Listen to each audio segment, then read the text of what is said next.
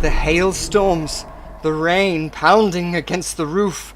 If you are unlucky enough to have a fiddler on the roof hitting your hot tin roof, then you're unlucky. But tonight, you shouldn't worry about that, because it's Thursday. That's right, ladies and gentlemen. And though we're a little bit late, we're ready for another Quiz Arena. And we hope that you are ready too to join us. That's right, me, your quizmaster, Richard Lovegrove. And joining me tonight, we have puppeteer Chris Hardy. Please bid him welcome.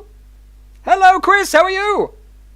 Good evening, Richard. It's lovely to be here. I'm not being hailed on currently, so everything's okay. This is good. This is good. You're indoors, so there's no worries about that, I'm sure. Indoors under a hot tin roof, that's right. Yes. Yeah. What worrying about the cats in there? Or last week we had, what was that? I think, was it Nick Nolte in the roof? So no, people out there who are watching, you can tell us what the joke was, because this week's been chaotic and I can't remember a thing. So, yes. How are you, Chris? I can't think of anything scarier than having Nick Nolte in the roof. Yes. Or Nick Nolte in any vicinity, I'm sure would be chaotic in the least. So, yes. We've got a happy Halloween month from Phil Robinson out there. Thank you so much, Phil Robinson. Happy Halloween month to you too. And we've got Rhiannon Elizabeth Irons saying, good evening, lovelies. Thank you, Rhiannon Elizabeth Irons. Good to see you back as well. And good evening to you. And an expressed lovelies as well. You're included in that as well, Chris. You're a lovely too. I was trying to work out what sort of head I look like Hellraiser or something, I think, in this light. It works in well, but you've got this sort of debonair sort of like collar, so it works in nice. And the artwork on the wall. Yeah. Oh. That's right. Everyone's freaking out here. Oh no. You've been encroached on. Steve Maresca says howdy all, including that Fraggle. Does that have a name? This is Red. This guy was Red. Do you remember him? He was sort of, one of the stars. Oh, beautiful. Oh, it's so good. He needs to pay. We need to pay a fee to hear him speak, so we won't breach those. He looks a bit like Nick Nolte, actually. I think. That's what happens when he's sitting in the roof. It's like red, and he doesn't blink. That's right. Exactly the same. He doesn't blink. We got Steve Maresca saying howdy all, howdy all. Yes. Getting in there too. I love the artwork as well. It's I don't know. I want to hazard to say it's a little bit American Psycho, sort of like that debonair sort of New York apartment look you've got going on there. That's right. It was done in blood, so it's authentic. Yeah. Beautiful. Here am I. I don't mean to be judging the house or anything like this. I mean, look at it. I've got the bodies still laying out. I mean, it's starting to smell. Confetti. Look at that. Yes, exactly. That's right. There's never a dull moment because we always have confetti. Speaking of which, I'm going to jot in our scoreboard. So let us know in our interim, because I'll probably go off on little tangents, what you guys out there have been seeing in this week that has passed. Doesn't necessarily need to be horror-based, but something maybe that you have liked or disliked or even getting excited for, because there's been some buzz about some new things being released out there and some new leaked footage and a lot of reviews on embargoes that have been lifted on popular franchises. I think I'm just speaking about all of those in one particular franchise, but yeah, answer in the comments if you know the one I'm talking about. Oh, Rhiannon Elizabeth Irons, she's saying it's October. It's the month of the year when you can drag a body down the driveway without being questioned. So true. So true. That's yes. Or you can hire one of those skip-ins and everyone in the neighborhood will just drop their bodies in there. It's You can just say, I'm purging. I'm purging. That's it. That's it. It's the one night. That's a good question. What was the night of the year that the purge happened? Is there a date? Is it a set date in that universe? Can you guys answer in the comments for that? We've got Steve Maresca keen for the next Halloween. I don't know if you mean the one that's coming up or the one that's going to be next year, where we're hopefully going to be able to interact with each other. Because at the moment it's looking like it might be a virtual experience. Imagine if it was the 14th of October. The 14th of October. Oh, tonight. Maybe it explains the weather. That's it. Tonight is the night. Yes, tonight is the night. We got VHS 94. Now I haven't seen that, but Saul I think has. And is that a compilation of short films out there, or is that a full length motion picture feature? Because I'd be interested to see that, because there was one sequence from the original VHS, the one with the girl that gets picked up in the bar and the guy has the glasses with the camera in the middle of the glasses there, was really good use of cinematic techniques, pushing the found footage style into that next generation. Rather than it just being a handheld camera, it was really explainable because you saw the point of view and it was explained and justified. And a great twist in that film too. The Purge took place on March the 21st, sorry, I think. Awesome, cool, thank you, Rhiannon Science. So not the Ides of March, so for anybody who's a Shakespeare fan out there. Chris... Imagine Purge the musical. Purge the musical. Does that only take place on one night of the year? Because, I mean, that's going to be hard for ticket sales. That'd be great. As we can get Tim Minchin to do that. Actually, that'd be really interesting, wouldn't it?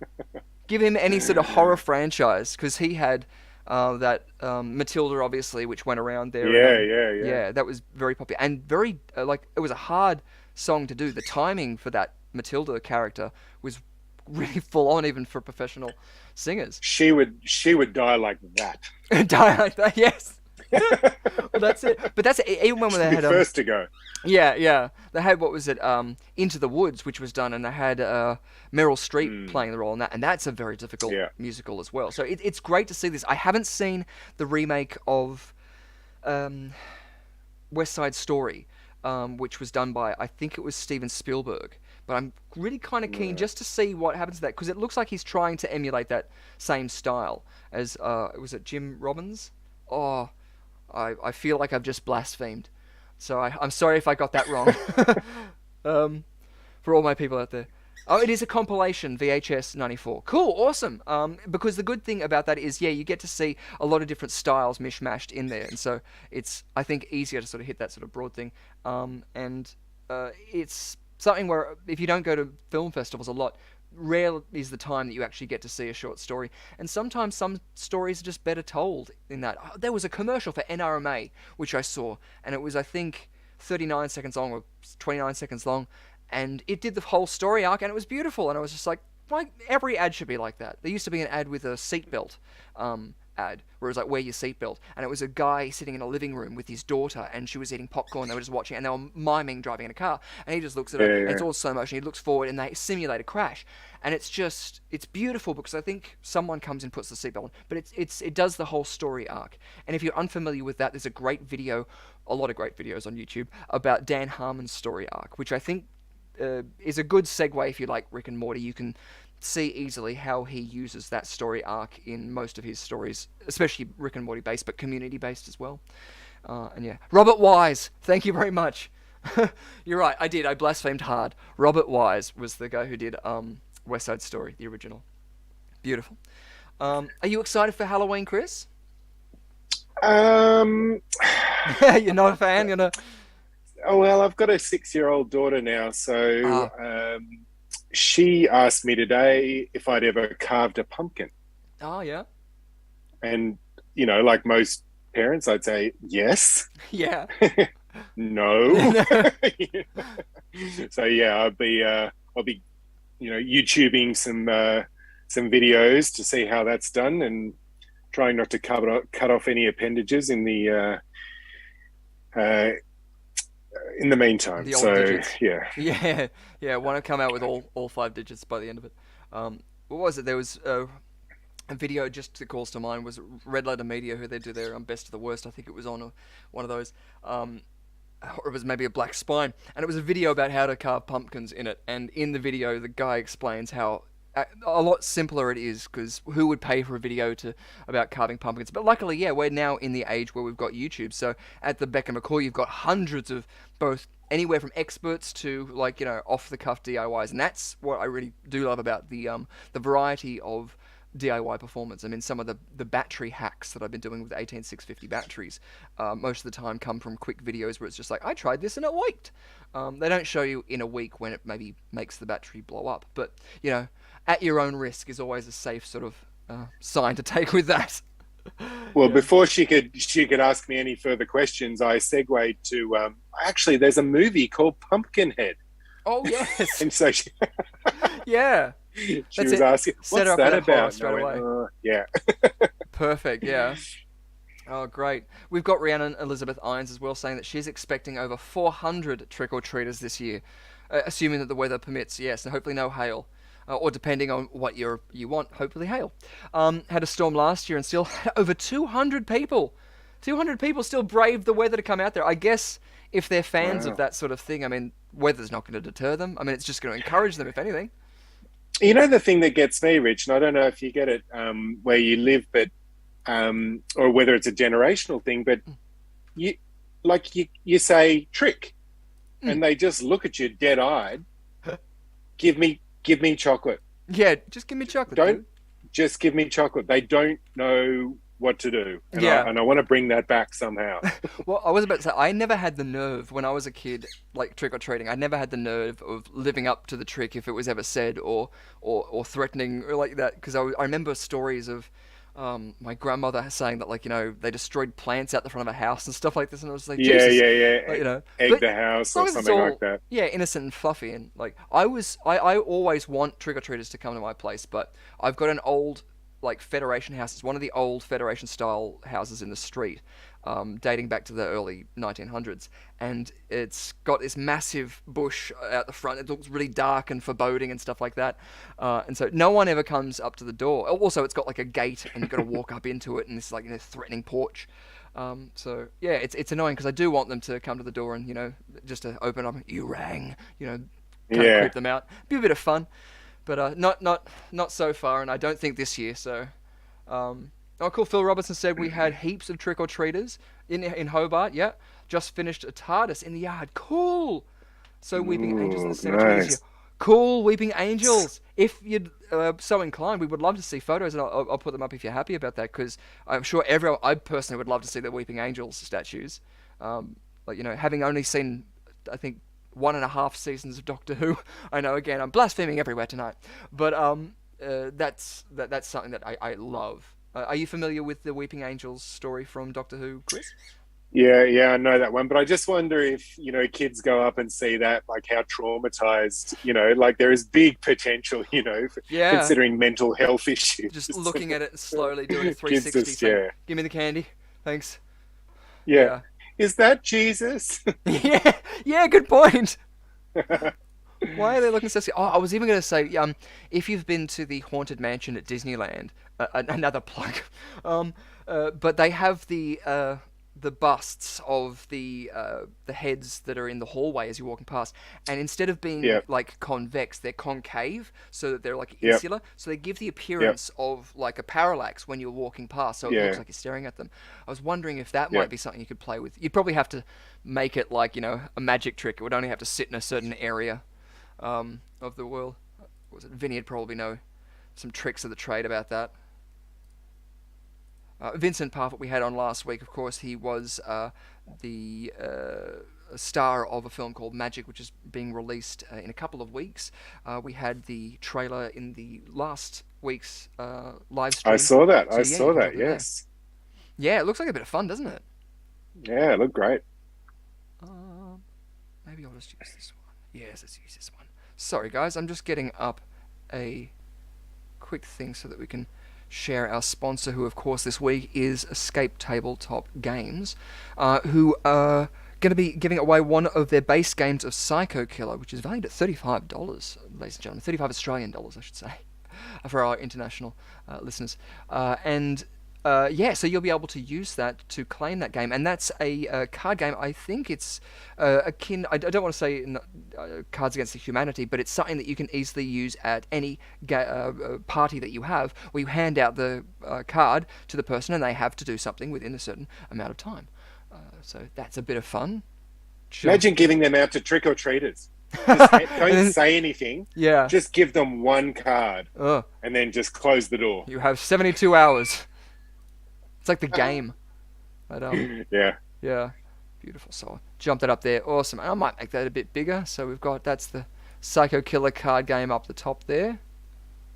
Whoop, whoop, whoop, whoop, whoop. Bouncing in there like that. Beautiful. So yeah, it's a bit of fun. And we've got a bunch of games as well that we're going to be playing tonight. So that's going to be a bit of good stuff. And of course our prize wheel. So our games we've got up there tonight, we've got Pop Quiz Hot Shot, we've got Spin Again, my personal favourite, we've got Venkman Burn in Hell, we've got Brittany the Toxic Avenger, we've got Monster Mashups, and we've got a new one, Chicken or Egg. And of course, Player's Choice. So if you land on that one, it is of course your choice which game you would like to play. So I don't know if you're familiar with any of those, but just from the listing of those, any of them sticking out in your mind that you'd be keen to see? Oh, Chicken or the Egg sounds very thought-provoking. Yes, doesn't it so? Yeah. It's that age-old... The eternal question, that's right. Eternal question, which has now been answered by biology. For any of you players out there who want to be a smarty pants and answer the biological questions, which came first, the chicken or the egg, from a biological perspective, you can answer in the chat below. Yes, fun times. Some of the IVF doctors might have something to say about that. Yeah, well, yeah, no, exactly. That's where that would be the perspective that we're taking. So that's a clue out there. Excuse me. Yes, exactly. Because technically, yeah, that's the precise reason. It's pointing you exactly into the area that would be going. That I was thinking biological would be obvious, but there we go. Not necessarily a question that you want to ask the kids, because you might have to explain a whole bunch of stuff that might not necessarily be at their age bracket at that time. Beautiful. So which side are you going to be on? You're on that side. So let's put you in there. I don't know if this is your handle, but if not, we'll be directing them to somebody else's handle. Yeah, no. And they'll be getting the love. Or depending on what we say, the hate. Whoa. Who knows? And... of horror. Hashtag. Beautiful. Okie-day. And let's bring that scoreboard up. Bam! So as you can see down below, we have a scoreboard. And if it's just you and me tonight, it's going to be points ahoy. So the way that we usually play these games are usually a point on for correct answers, a point off for correct answers, and in the hard rounds, we've got a collection of multiple different games, but I'll usually explain to you how those games work up there. Good, awesome. Phil Robinson has answered in there as well, so he's got that correct. I'll also, actually, Chris, share the link so that you can see what the chat people are saying as well, just in case it doesn't come up on the screen for you. Just so that way, if you have a secondary monitor, I'm not too sure if that helps. Sometimes people are playing this on their phone. So, yeah, that'll just give you the chance to see what they're saying as well out there. Okay. Beautiful. And yes, Phil Robinson thanking Escape Tabletop Games. So thank you so much. I'll bring up their website, actually, and we'll show you their bag. So you can check them out as well. We've got a link in the description that explains all about them. Let's go down and move across again. Let's go down. Multitasking is not my friend. Right. There we go. Awesome. Let's make this a bit reset. Awesome. Beautiful. And let's do this. And let's do this so it looks funky, y'all. Yeah. Oh, look at that. Let's even do this so it looks even more professional. Yes. And then let's right click.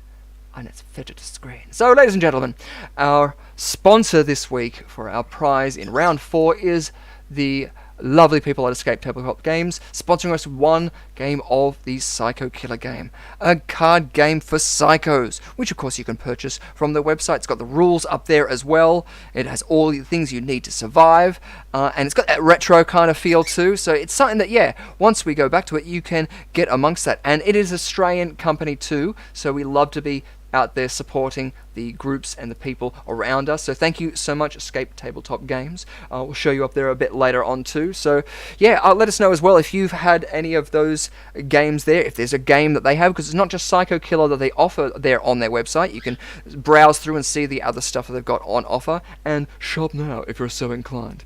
Beautiful stuff. Our other games are Venkman Burn in Hell, which is a personal favourite, and we usually try and play that each week if we can. Do you know what that reference is from, Chris, at all? Venkman Burn in Hell? Ghostbusters. Yes, awesome. Ghostbusters, that's right, the first film. It's written on the wall, on the door, sorry. And I don't know in what. It obviously looks like it's supposed to be blood, but I don't think it would be. Maybe jam? Now I'm thinking like Spaceballs references. The Michael Winslow. That's great. The voiceovers and stuff. Yeah. So do you have a horror film that's a particular favourite of yours? Oh, the ones that probably freak you out the most were the ones that you remember from when you were really little. Yeah. And the one that sticks in my head was Poltergeist, definitely. Cool. Yeah. The little girl on the TV, and the steak on the bench. Yeah. Really got me when it started crawling and the maggots were coming out of it. Yeah, totally.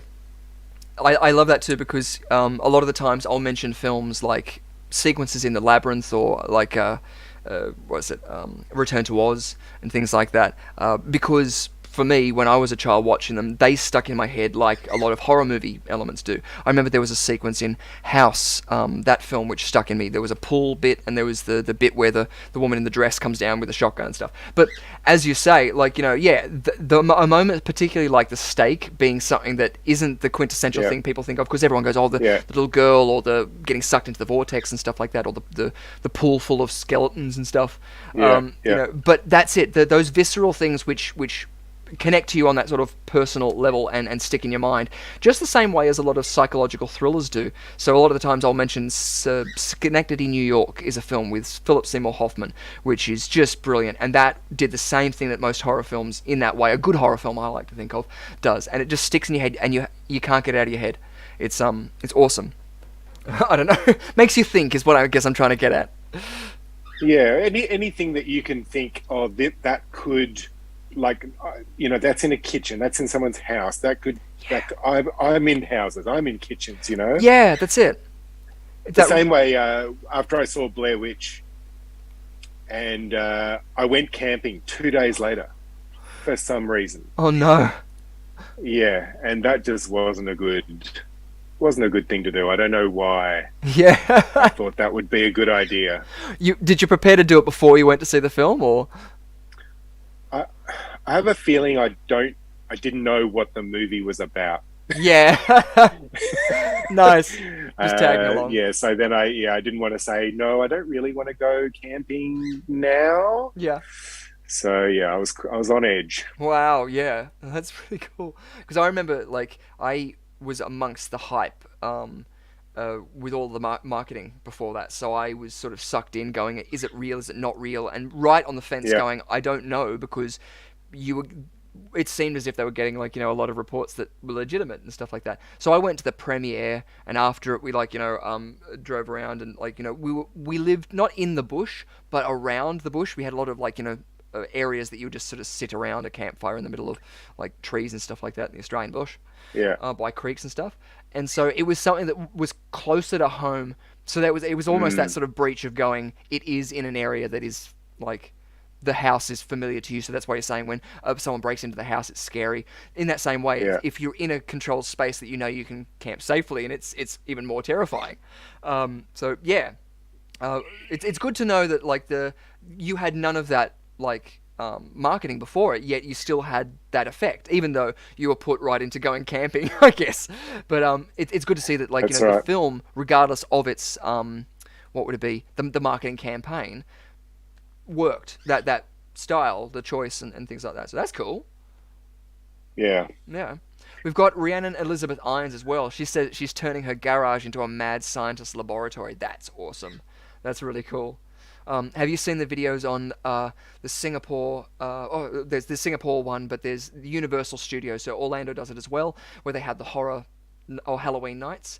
And one of them I saw, they had like a maze that you walk through, and a lot of animatronics. And one of them was an actress lying down, but they did that age-old saw a woman in half magic trick technique, where it was just a fake body and the torso, so it was the arms and the head were exposed, Right. but Yep. everything else was fake, and there was like sausages and, like, fake organs, and it was all cut open, Yeah. and there was somebody else doing it all. But because she was real, and she was like eye contact and please help me, and doing that Yeah. like thing, it's a lot more impactful. So yeah, I'd be hazard to say, like, check that one out, because that's a lot of fun. Also, and we got Phil Robertson saying can't wait for Ghostbusters Afterlife. Same here. I'm right on board. Mm. I'm loving it. I'm right on board, and I hope you've been watching the reviews for the embargo that was just lifted for the people who were at the New York Comic Con, where they screened the film. They had a Q&A before it with the cast and the crew, which was Ivan Reitman and his son Jason Reitman, the director and the director of the original Ghostbusters, which was beautiful and really heartfelt. But they screened the film. We didn't get to see the film, but since then there's been a lot of posts and reviews about it. And from what I can see, I think everyone has been keeping the agreement, because in it he says, please don't spoil this. And I loved that. It sort of made me tear up, the fact that you're trusting the public with this. But if it pays off, what it says about, like, a community, or albeit a particular community or a closed community, it still is something that I think is beautiful to see. Got Phil Robertson saying an American werewolf in London, where the bed was in the woods and went all teeth and green eyes, and that noise. Yes. I think that sequence, that was full on. It was terrifying. Had a terrifying scream moment today. Oh, thanks to your editor. Well-timed door. Oh, yeah. Had a well-timed doorbell ring when you were doing something with editing. That's never a good sign. It's whenever there's, like, again, I'm in an old house, so I'll hear something go clunk or crack or creak. And it'll always be at a time when the suspense moment is there. Like, having to watch through a lot of different films or gotcha moments in films, you're always watching those anticipation moments where you're hoping it's going to be a cat flying out there. What was that? Was it Scary Movie 3 or 4? That they did that payoff with the cat, where it was like the cat appears 3 or 4 times. Maybe I'm getting it wrong. Maybe it's not a scary movie at all. I don't know. Maybe you can help me out there. If you watched it on VHS, then possibly just on a bit of a tape was caught. That's it. Yeah, no, I've got so many VHSs where you'll watch it halfway through, and then the tracking will just go crazy, and you go, oh, a magnet got that bit. It's like, yeah, don't put them too close to computers. Groovy. Also, what was it? The fireman controversy with the new Halloween film, which has been out there, and saying that Jason shouldn't be killing the first responders. Yeah. Not Jason. Sorry. Again, my mind is not helping me tonight. It's not Jason in the Halloween series. Whoever it is shouldn't be killing firefighters. But Mike Myers, is that what you is it? Yeah, that'd be Mike Myers. Yes, exactly. Because I was thinking William Shatner mask, everything like that. It was like, so many layers to unpack. But yeah. Michael. Tone in on what you think. Like, I kind of like, it's the fantasy sort of realm. We don't condone any of the acts that are taking place. It's like one of the hang-ups they always have with the remake of The Hills Have Eyes. Like, things that are sort of like going, whoa, okay, whoa, and stuff. But it's that idea of going, the part of the fun that we play this is because we can compartmentalize things. And the brilliant thing about this is, being in lockdown where we are sort of in our homes, it's that breath of fresh air that we get to joke about the frivolous effects of what worked and what didn't work on certain films. Yeah. Michael, of course, thank you. Yes, you're correcting me. I'm sorry. I'm not doing a very good job tonight, so I do apologize. Got to take the lab coat off. I am not worthy. Great stuff. So yes, the boxing cat was in 2. That was Mike Myers. That was Mike Myers. We're not worthy. Yes, that's what I'm thinking. Yeah, Wayne's World is just in the back of my head doing crazy things. Oh, cool. Okay. Good. So our other games that we do have are Venkman Burn in Hell. I've mentioned that one. We've got Brittany the Toxic Avenger, which I'm going to get up as well. So that's a music-based game where you'll probably have to have your writing utensils down if you have something there, because there's a chance at like 50 points in that game. And it's a mashup of Britney Spears' song Toxic to a whole bunch of different songs. So it's going to be like point score, however many you can answer, and you can say that are in there. You get a point for each. Good, so I'm going to bring that up to make sure I do that. Haha, do. Great stuff. Beautiful. There was something. Last week as well, we had, what was it? Rachel Wiggins from Wolf Creek 3, which is going to be coming out next year. They're filming it next year, sorry. And so we're going to be keeping you up to date with that. So yeah, let us know if you're keen for that one, if you're so inclined. We've also had as well the announcement that John Jarrett will be returning, so that's going to be a lot of fun. You get your Mick Taylor fix with that one. And last week we found out how tall Mick Taylor was. So if any of you remember out there, you can answer. If not, you can just go, he's just filling time, like I am.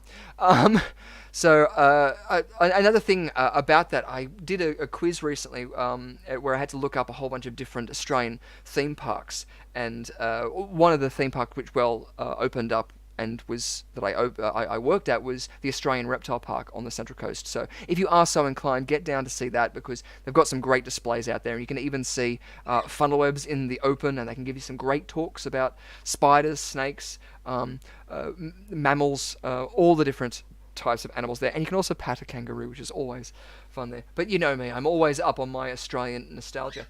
And one of the things too that I did want to bring up with that, because I know that you're a puppeteer, Chris, and one of the things I know that up in Queensland, I wanted to find out if you guys had something at school that came around to each school, like the school library, was Healthy Harold. That was something that I loved in the youth, and I hope it still goes on today, because it not only was a great break from school life, but it also taught me a lot of things, and it connected with me and made me remember them in a lot of ways that school just wasn't able to do. So that was something that was brilliant on that sort of level, for me at least. Yeah, like speaking of scary things from people's childhood, Yeah. Like kids either have or adult, as they become adults, they either have a fantastic memory of it and think it was the best thing ever, or other people think, why did what Yeah. why was Why was that a thing? Yeah.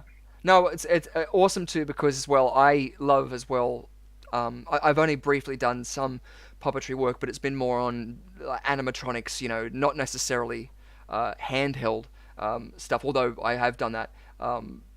It's something where I love that illusion with the magician, the ventriloquist, where we all know and we understand it's your hand or whatever like that, or with marionettes, and things like that. But playing with those sort of things, it's a lot of fun. It's something that... Well, I was talking to a kid who it turned out that I'd taught the previous year, Yeah. and they were convinced that it was someone else doing Harold instead of me. Oh, really? So I thought I'll take that as a compliment. Yeah, totally. Yeah. Well, and Tammy, that was another one that I always remember from there. We got Rhiannon Elizabeth Irons as well, saying she remembers Healthy Harold. Yes, awesome. Ah, there you go, a graduate. Yeah, because I remember I mentioned it to someone and they didn't know, and I didn't know whether it was just something it was only at certain schools, but it was something that I was surprised to just hear something from what I remember from my nostalgic youth wasn't something that somebody else got to share. So, and there's something so unnerving about ventriloquist dummies. Rhiannon Elizabeth Irons says yes. Yeah, I think as well when you've got what was it Goosebumps? They had the ventriloquist doll, the age-old wood doll, which was a character which I personally loved, and I think Jack Black did the voice for in the film, and I love it again because it's in this sort of world of things, and reanimated objects I find really interesting, especially like the Chucky you know. So it's a serial killer putting his soul into a doll, and then it's reanimated with this body parts and the mannerisms of it. So I really like, you know, the idea of this perception. Again, being a fan of Reanimator, the idea of the biggest, we can reanimate something to come back and do something physically, but can we reanimate its thought process? Can we make it remember? Like, you know, is always the biggest question that we never really get to in a Frankenstein sort of world of these dimensions. ReanimaLIVE just said Slappy. Now, I remember Slappy from, what was it? Animaniacs? Do you remember Animaniacs at all, Chris?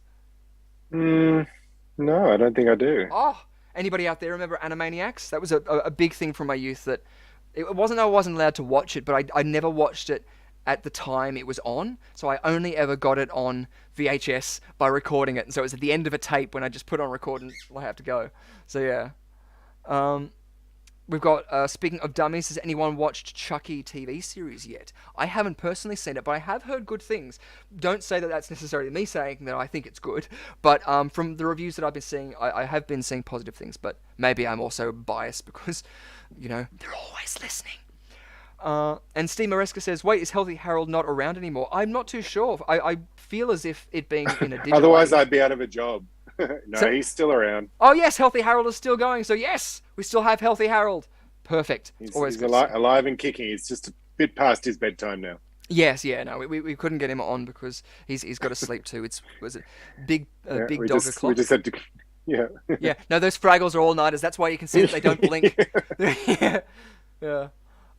Beautiful. Slappy was Goosebumps. Oh, of course. Slappy was the name of the dummy. Oh, yes, cool. Because that's it. I always had a terrible thing. I used to do, when having to do corporate events as an MC, they'd usually say fill in time. And so I would watch a lot of presentations. And one of them would be a guy called Tapeface, which you might have seen on. He was on America's Got Talent and things. Put a piece of gaff tape on over his mouth and did these.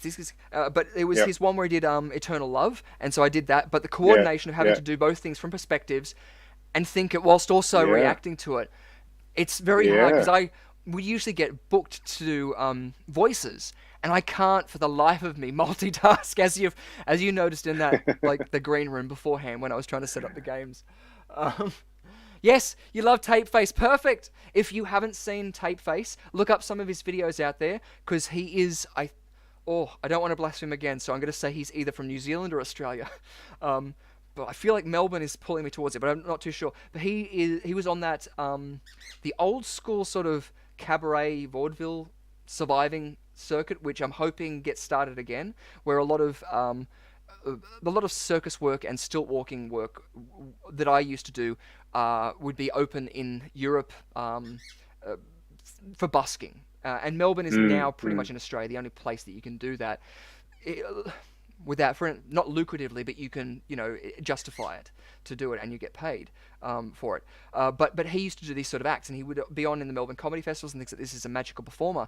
And he got to a point where he realised the same thing, that if he talked a lot of the time, it would distract and do conflicting things than what he was trying to do. He was trying to do a lot of magic at the time. So he realised that by covering his mouth and doing the whole thing like a mime act, the same way as Teller from Penn and Teller, Harpo Marx. The words escape me for other mime artists like this, but if you've ever done street performance, the less you say, and especially if you're a mime performer, if you're insinuating to them something to do, they are going to go out of their way to help you and to jump those hurdles to go, oh, you mean this, you want me to do this, especially if you're nice about it.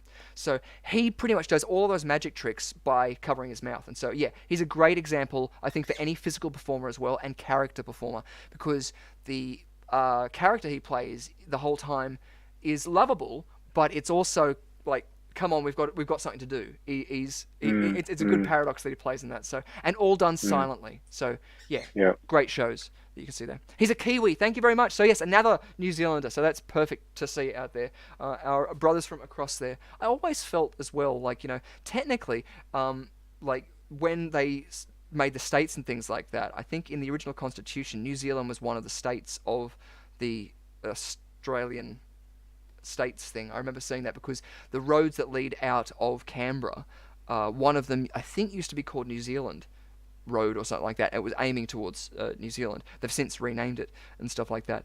And for some reason, I feel like that's one of those technical quiz questions where it's like technically it hasn't been removed from the Constitution, but I'm not too sure. But I always felt like it was like Tasmania. It was that close. It's sort of like our brother from another mother.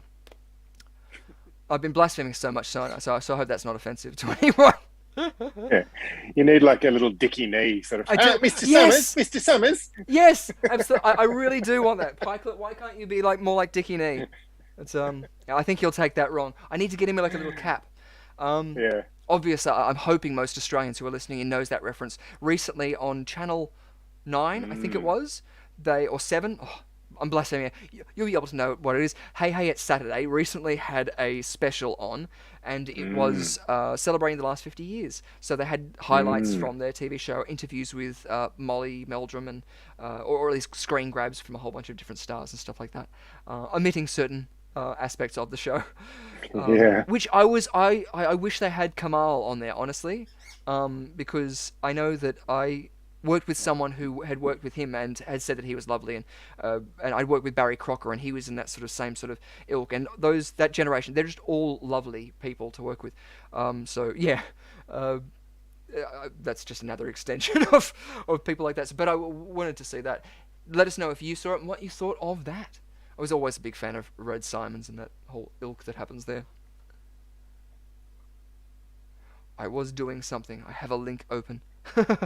So of course we've got our pop quiz hot shots, which is going to be happening as well, which is going to be our last quiz question from Belle Delia and Valentino del Toro, the Hollywood actors who she was the star of the 2011 The Tunnel film in Australia. And Valentino del Toro has been in many, many things. He's been on Australian TV, American TV, all around there. And so, yeah, you'd see his face, and he's got one of those familiar, lovable faces. Both lovely people, and we're so happy for them to have been able to offer their time for our Ickle quiz. So they'll have a question for you guys, and you'll have to answer it in the allotted time. Is he related, Rich? No, not to Guillermo del Toro or Benicio del Toro, to my knowledge. I have only asked him, I think, Benicio del Toro, so maybe Guillermo del Toro. Who knows?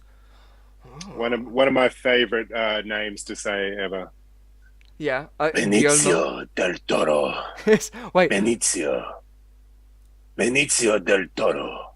Perfect. I wanted to get that on that screen. We always like screen grabs. Yeah. I was even just trying to do the gymnastics for Guillermo del Toro. Is it Guillermo?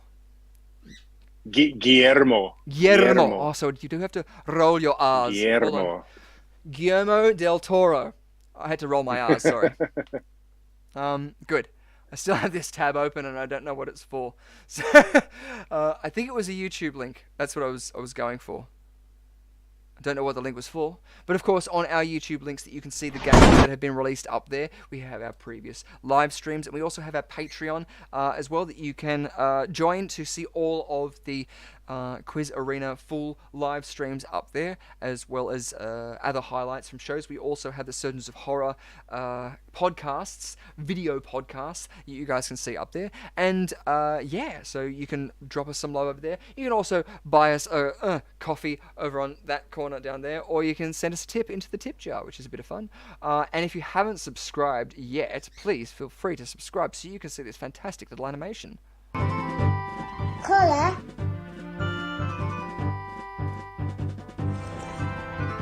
Which everyone loves, and I know you love it too. Awesome. Great stuff. Rhiannon Elizabeth Irons said that she was told this week, whilst doing a voice recording, that I can do a mid-Atlantic accent. Cool. Awesome. Mid-Atlantic. So is that like... I was Carolinas? Sorry, say again? Is that the Carolinas? Is that what she's Because that's what I was thinking? I'm assuming it would be American or US side rather than Canadian, because I was listening to a talk show where they said the same thing. They said Atlantic Canadian, and I think it was... Oh, yeah, well, that's half Irish. It was, yeah, it was very broad, and they were mentioning it was, up in that area, so don't know if you mean that's a Canadian. Oh, such a John Farnham joke there, yes. Yes. Oh, so love it. Oh, there was that moment too, that the beautiful song rendition that they do with Tom Jones and John Farnham. They had the clip on that where they sing Yiddish Shamama, I think it was. Beautiful song rendition of that. I know, random eclectic reference, but if you do like your song stylings, because beautiful singing they have there. And yeah, been watching a lot of Spics and Specs, which are all up on YouTube as well, so you can get amongst that, because that's a lot of fun. Whoop, whoop, whoop, whoop, whoop, whoop, whoop, whoop. That's right, there was something in Australian news that was coming up recently. I can't remember. This is why I should have notes. That's right. I do remember the other thing, though, I have to do. I'm going to do that just now before we start the quiz. Perfect. Well, Rhiannon Elizabeth Irons is now elaborating on... Did you want to read that, if you can, for us, Chris? Just what Rhiannon Elizabeth Irons has told us about the Mid-Atlantic accent? Transatlantic is an accent of English fashionably used by the... it's disappeared. Early 20th century... Mid-Atlantic. Ooh. So American upper class. 20th century. Oh, so almost English. Yeah, I'm imagining. It's Gatsby? Gatsby was... I feel like it was that area. I know it was filmed in Australia, but... Grace Kelly and Audrey Hepburn movies. Oh, yes. Yes. That's cool. I do love that. One of the things, what was it, with Kenneth Williams, because people were asking him about, cause, he would have an accent that would be sort of like this, and it was very rounded, and they would say, well, why would he speak like that? And he said because he liked the sound of that voice, and so he just started doing it. And a lot of people who worked in radio, they end up having a radio voice, so, and it's funny, it's something that they'll turn on and off, but it's very rare that you'll hear them turn it off. So it's crazy. It's like actors as well who have had to, tweak their accent. Like a lot of broad Australians, will have to sort of be a bit more that way. A lot of the time, whenever I go for jobs, people think I'm English, and I'm sort of like, oh, okay. As long as I sound clear, that's the biggest thing. I just don't want to be. You'd hate if someone said Mid-Atlantic, but they meant in depth, and they thought you sounded like SpongeBob. Yes. Oh, Nosferatu.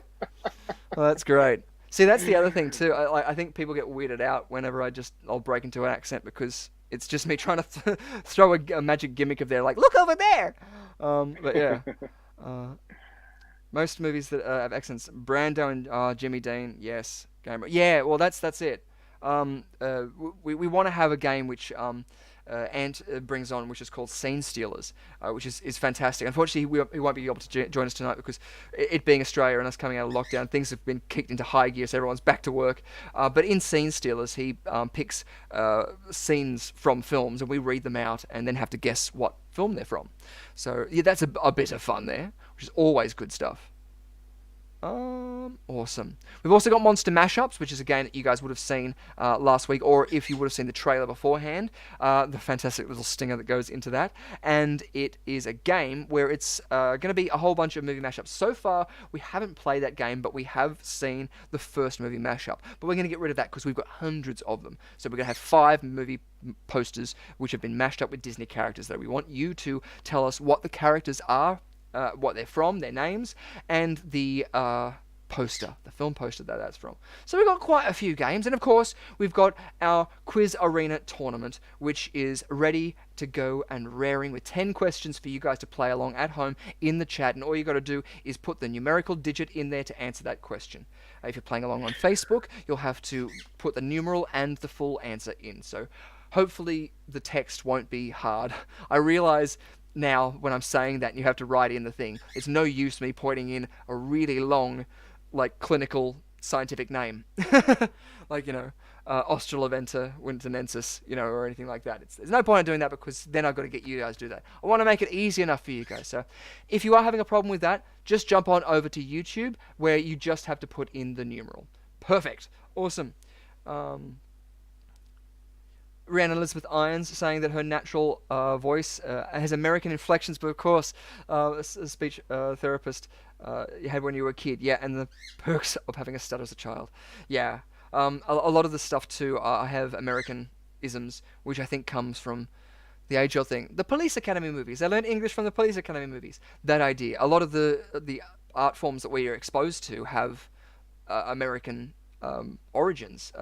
When I was growing up, there was a lot of English TV shows as well, and just like I was saying before with Kenneth Williams, I think, adopt what we like and we want to emulate. So it's that sort of mimicry, I think, and that's that form of flattery too that we do. We'll we'll do that because I notice I've got something where I always have an Americanization, and my English friends always do like the R, and I'll do the E or whatever that is.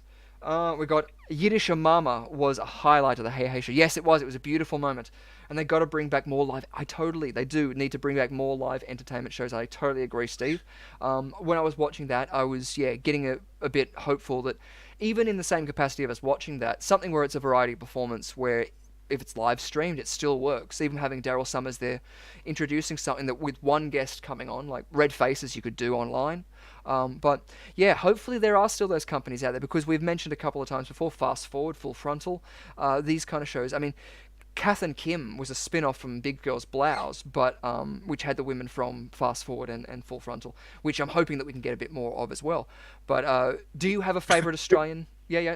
Chris? Bit more Full Frontal. That's what we need. A bit more Full Frontal, as in context, the TV show. Yes. Oh, the show. The show, yes. Yeah. For Fast Forward, Full Frontal. Yeah, Full Frontal, Fast Forward. I don't know. But yes, totally.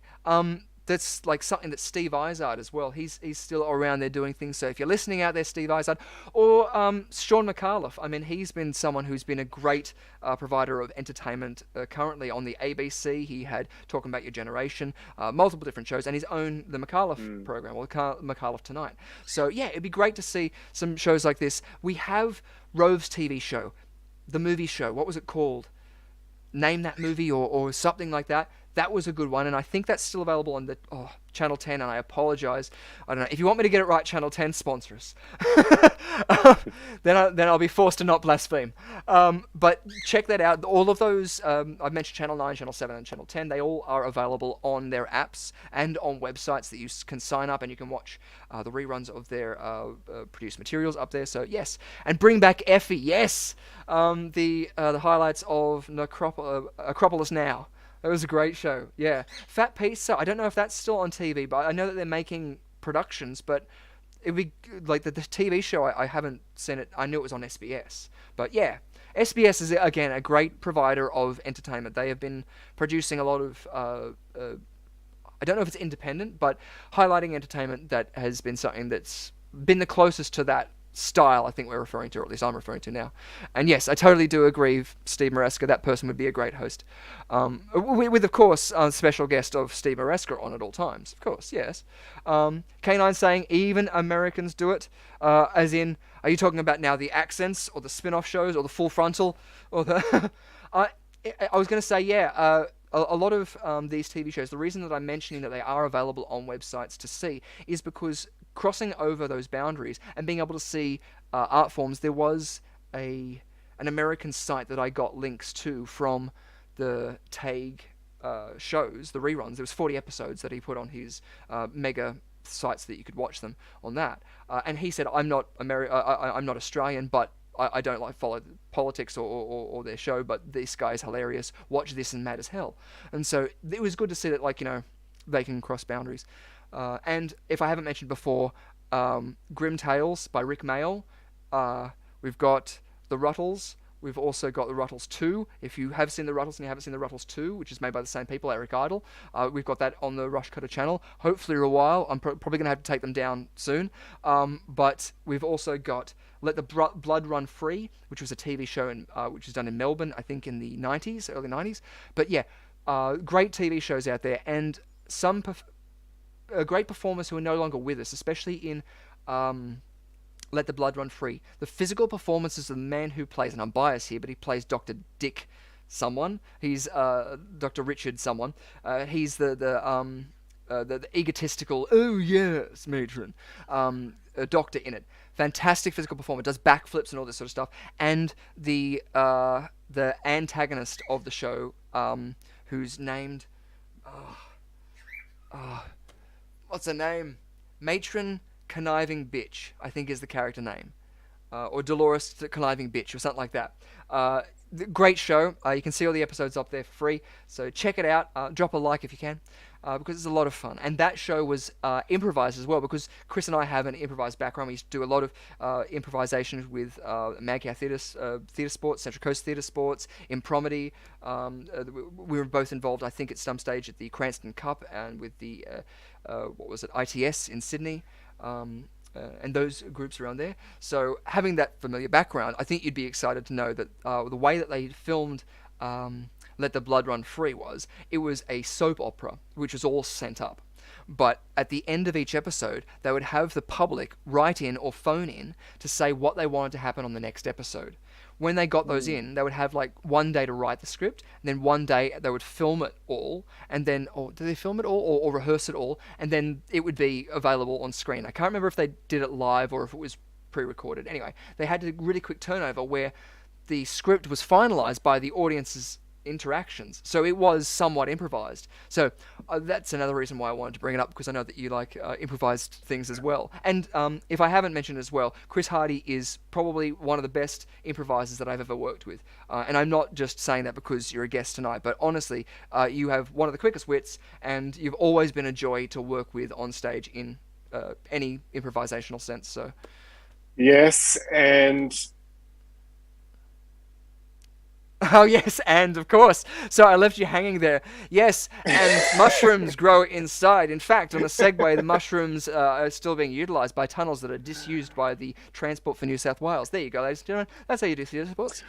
Improvisations. Wasn't there a lot of people from the big gig in Let the Blood Run Free? I think so, yes. Peter Nankervis is in it, and who, again, was on Hey Hey It's Saturday. He did the rhyming... and the and the chitter chatter. So yes, that's another one. I met actually. I just saw Steve's line there. What was it? Oh yes, you saw the show, Steve. Steve saw the show that we did with Impromedy at Luna Park. So fantastic. So you got a fan from Luna Park there, Chris. Yay! Well, no, he didn't actually say that. I'm leading him down that garden path. Yes, and Steve. But that's it. Like, because that was a lot of fun, and that's where we had Barry Crocker as well as a judge for that. So we were very lucky to have him on board for that too. So do you remember that night, or is that blocked out from your histories? No, I do. No, that was a good one. I think I got a 3 from Barry at one point. That was the original having a Barry. Having a Barry, yes. And you remember the highlight that when the power went out. Now I was gonna say, I don't want to throw anyone under the bus, but I was gonna do two things: throw someone under the bus and drop a name, and I don't want to do that. But I remember at one stage the lights went out and chaos ensued. I had to run off the stage and run up with the guy who was the general manager of Luna Park, the technical guy in Luna Park, and those two guys straight to a power board. And we were trying to troubleshoot what happened. During that time, one of the contestants, I don't know who it was because I wasn't there. Do you remember who jumped off the stage? And because Barry Crocker was fantastic. He is such a professional. I worked with him on Reefer Madness as well, where he was the narrator, and he's a consummate professional. Picked the mic up, if the ball drops, picked it straight up. And do you remember what he did, Chris? I think did Steve mention it there? Yes, Steve's mentioned it there, but I was going to say if you can... Because I've actually been in another thing that he did where he was sort of booked as some entertainment, and he sang the Neighbours song as well. So I think he just does that. Like, I think I was standing next to him at a bus stop once, and he just started singing. Yeah, that's it. He's just one of those sort of people who's just like, Neighbours. Any chance he's going to use, he'll drop that. Yeah. As you would. Now, you haven't mentioned there, but the player that we're talking about is Adam Young. Adam Young jumped off the stage and broke into a duet of the Neighbours theme song with Barry Crocker. So there is a video I think we've got up on the... It's in one of the Impromedy things. I've got another channel up on YouTube, which is Impromedy, so that might be around there. But yeah. So he jumped up the stage and they took over. Like, that was brilliant because that covered that sort of thing. As you can see, what I usually do in this sort of thing, if I'm having to do a technical thing, I insinuate So, elaborate, filibuster. And then I'll run off and do something technical. So, it's so good that happens. And then the lights came up and everything happened, and we had roaring rounds for success, and everyone had downed another glass of something, their libation that they were drinking, and the night carried on. It was a great success, and that was for a fundraiser for a show that I was producing with Rushcutter Entertainment, which was Alice, a physical theatre production. Which we were lucky enough to have a whole bunch of people in there who have gone on to be amazing stars in their own right. I mean, what was it? We had Brendan McLean, who was in there as well, who's an amazing solo artist and still does his music out there. Definitely check him up on YouTube. He's got his own music going out there. We had Tanya Hennessy, who was the Queen of Hearts, who was in there. And obviously, if you are familiar with YouTube, she's since gone on to being the celebrity Get Me Out of Here, fame, and releasing books, has her own uploads and things like that. She's got many toes in so many wading pools at the moment. So yeah, amazing stars out there who have gone to success, like people who have worked with Cirque du Soleil. I mean, you've got producers who have gone on to be in major productions and things like this. So yes, that's another thing, and again, another reason why you should join our Patreon. And awesome, good to see that. Yes, you said it brought the house down when they sang that Neighbours theme. So good to see there, and something that I won't play here because hopefully that's not something we need to worry about copyrights. It wasn't the new revamped version that they currently have. Yeah. Every now and again, he should start singing the home and away theme and just see what happens. Yeah. Well, that'd be funny. I wanted, you get those two people in there, and it's like a knife off sort of thing. Like what's it in the Beat It commercial where you wrap the tie the arms together, each of them got a knife, except each of them got a mic. Actually, last year, Rich, during the lockdown, we were doing some filming with Healthy Harold, and he got invited onto the home and away set. Cool. So he did a scene with Alf in the home and away diner. Wow, really? And I got Alf to say, "Stone the flamin' giraffes," instead of crows, and it was great. It was quite amusing, I thought. That's brilliant. These two icons coming together. Yeah, Alf Stewart and Healthy Harold. That's it. Yeah, we had, I think, Alf on one of our games before, which was that was one of our not Chrono Loco games. Oh, but I've said it now, so I feel like I'd be amiss if I didn't do a quick chuck to Chrono Loco. So get ready for your ears and experience the Chrono Loco.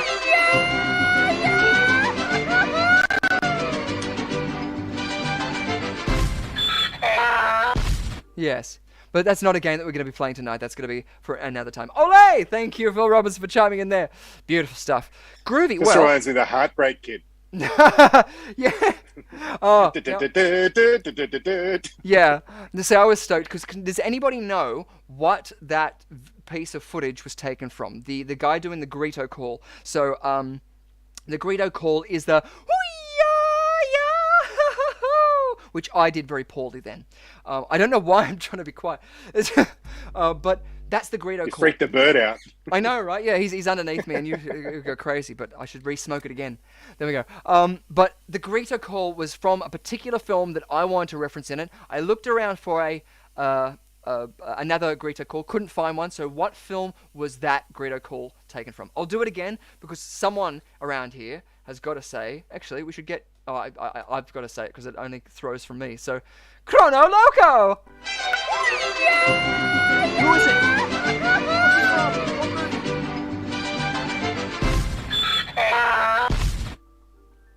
Yes. Disregard what's on the screen with the games and stuff like that. But that guy doing the Greedo call, what film was that taken from? Olé! What era are we talking? He looked... Oh, I think the 80s? Yeah, right. Yes. You know what he slightly looked like? He looked like, at the beginning of Men in Black, when they catch the the Mexicans who've just crossed the border. Yeah. And he looks like one of them. Yeah. Well, this is one of the people in it. He isn't someone that you would be able to go, oh, it's this person, like, it's Star's name here. This is, I'm pretty sure, what do they call them? Benicio Mariachi band? del Toro. Yes, yeah. It was Guillermo del Toro the whole time. No, I think they're called mariachi bands. Correct me if I'm wrong. Who does the Guido call? No, that's right. I think so. Yeah, because a lot of the stuff that I'd have to do on those corporate gigs, we would usually have mariachi bands, and I love them. They've just got such a great vibe to them. But I'm pretty sure that they were a group that was hired for that particular thing. So that's just one of the people who could do the Guido call. But it's 80s. I'll give you. It's not a horror. TV show or movie? Movie. Movie. It's a I was going to say The Love Boat. The Love Boat. Oh, great reference. Oh, I think of Gilligan's Island now. It's not Three Amigos, is it? Hey, oh, SpaghettiOs! Yes, Justice Phil Robinson. You got this Sixth Sense, Phil Robinson. Whenever we go, like we say, and the answer is, it's just like, like that. That's it. That's why we'll want to get to a game of Venkman Burn in Hell, because that's all about the ESP. Dropping it down. Perfect. Thank you so much. And correct answer of the Three Amigos. I'd love to allocate you points beforehand, but unfortunately our final round is all tallied up by livereacting.com. If you guys do want to make your own quiz as well, we do have an affiliate link down below, so you can use that link to download your own version, and you'll be able to use it for free. But you can also pay for the monthly subscription, and if you use our code, I think you get a discount, and we also get a little bit of love being an affiliate. So you can have a quiz if you've got a community group, or a family quiz, or a business, corporate get together that maybe you just want to make it lighthearted. You can generate any question on there, or you can write in your own questions for that too. So yeah, check them out below. Steve was just asking about Only Murders in the Building. I was just wondering how Chevy Chase, feels about being replaced by Selena Gomez. Yeah. They're going, who do we choose? The one who's hard to work with? The Greedo in real life sends chills up your spine. Yeah, it seems like it's really loud, so I think that it definitely would have a different impact, it being up close. Because I do know that the levels I have, I'm hoping that they're all okay, but sometimes they can peak, and so I do apologize if something like particularly the Greedo is making you go, headphones, because, yeah, especially on YouTube, that's the last thing you want to have to worry about is levels. But why was Speedy Gonzales the best at laying carpet? You always got two underlays. Yeah. Yes! Yes. Awesome. That's so good. Yeah, the rate that I make dad jokes, I'm sure I've got kids somewhere. That's good. That wasn't me, by the way. That was Rhiannon and Elizabeth Irons who came up with that corker. That's great. There's a bunch of rules as well, for those of you who don't know about it, that there's, with all of the cartoons that were made by the early Warner Brothers group, when it came to Speedy Gonzales, not Speedy Gonzales,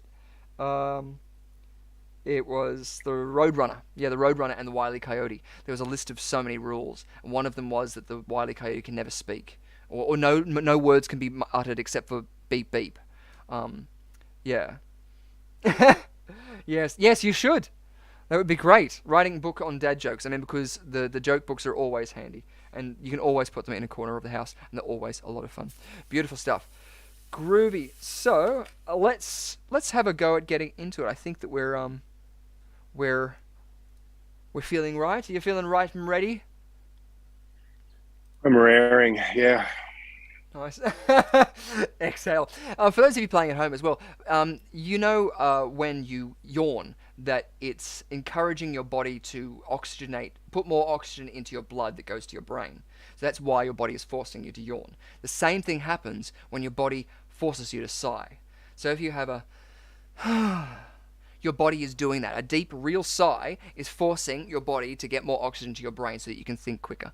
So even though it's perceived to be offensive to people, in fact, what it's doing is your body is becoming more attentive. It's waking up. It's forcing your body to wake up a little bit more and be a bit more in control of your thinking muscles. So yeah. I wish you could have, maybe told my year 6 teacher all this. He just didn't really. He interpreted it in a different way. No, well, that's yeah. I love sources, because a lot of the times when a lot of teachers might come out and say, well, actually, and they've got like a 7 or 14-year-old knowledge of information, and I mean like a a finicky scientific, and if they're doing it, well, no, actually, this is the answer, you're wrong. It's sort of like, well, hold on, that's not a good approach to take as a teacher's perspective, in my opinion. I really think it shouldn't be about, this is the right answer. It should be about, let's all be smarter about it. So in that case, yeah, give us your sources so that if you're right and I'm wrong and I haven't looked it up in 14 years, we can both be smart. Like, one of the best things, the oldest known rock that's ever been found is from 4.7, from what I looked it up to, could be 4.6 to 4.4, but when we're talking the billions, does it really matter? 4.7 billion years old, and it was found in Jack Hills in Western Australia.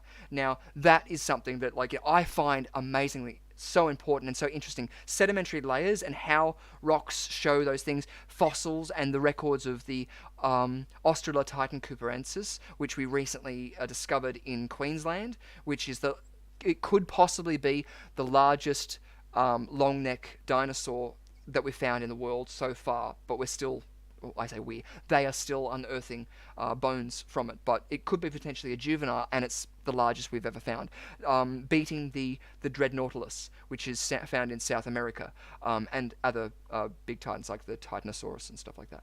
But that's why I love it, and so it's not about, this is the right answer, shut up if you're wrong. It really should be, yeah, I love that, investing and going, well, let's all be on that same page so that we're trying to peer review each other, so we have that ammo so that if someone says, well, let's test it, we can test it. Like, it's. And there's that one that they almost found. Did you hear about that one? The Do You Think He Saw Us?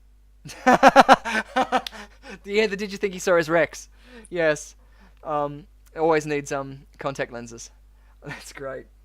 That's so good. Like, I originally saw Jurassic Park on a dodgy copy, and that scene was cut out of it. So I was an adult until I saw those two jokes, and I cacked up because I was like, they put this in Jurassic Park? It was great to me. So yeah, awesome. Random Elizabeth Irons agreeing about the oxygen adding. That's right. I didn't make the blonde joke, you did. But I trust me, I have terrible brain farts when it comes down to it. So I need all the yawns that I can get when I'm teaching as well. It's something I always have to constantly sort of do that roundabout thing of going, no, it's a compliment. And one more for the night. What do you call a haunted chicken? Anybody? What do you call a haunted chicken, Chris? I'll make that eggs move. A feathered poultrygeist. No, yes. Very good. Yeah. It's a bit of fun, isn't it? It's a bit I don't know, but you have to be careful. There we go. Peak fun, ladies and gentlemen. Peak fun. Speaking of peak fun, why don't we get into our round of games? So let's get our Quiz Arena board up there.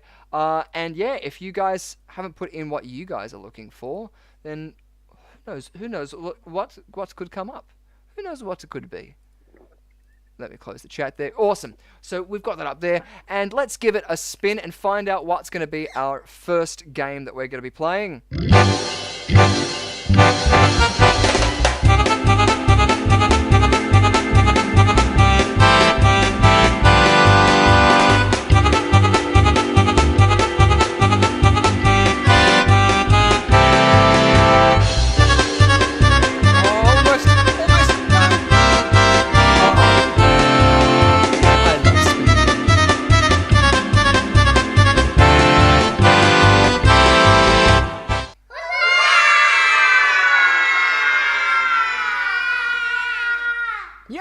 So it is Venkman, Burn in Hell. We remove that and we'll take you off the screen. And I'm sorry I missed all of that, but I was hoping they would have seen that Fraggle dancing around there in the background. Oh, there we go. Fraggle knee. Awesome. Phil Robinson's already gotten in there. So, of course, ladies and gentlemen, you've been wanting to see it before, you've been wanting to see it again, and you're going to see it regardless because it's Venkman, Burn in Hell time.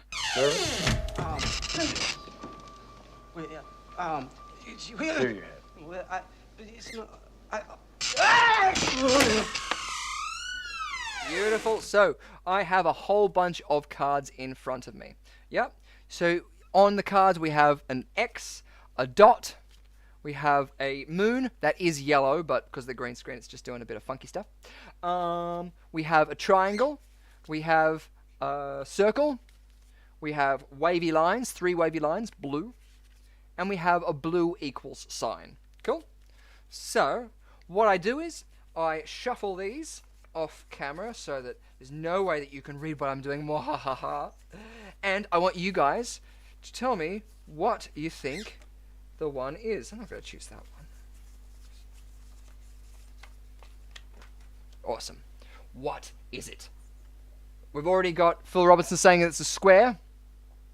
I'm using my ESP out there, sending you the signal to see if you know what the symbol is. So write in the chat below.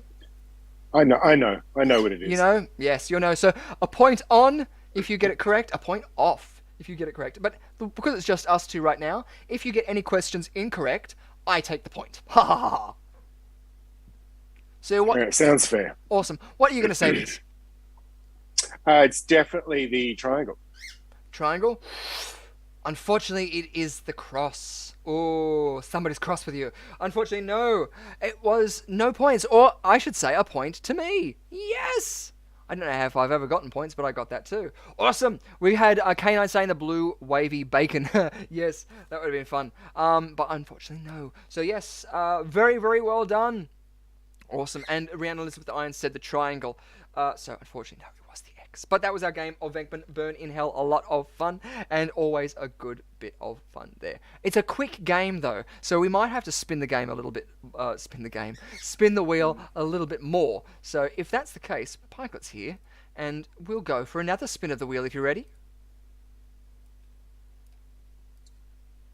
And we'll set it up, and let's bring it back to here, and I'll bring up the Quiz Arena wheel so that we can see it up the top there. Oh, if I can find it, that is. There it is. Awesome. Okie day. Here we go for another spin of the wheel. You can pretend to spin it if you want, actually, Chris. So this will be your spin. Ready? And go. Yes!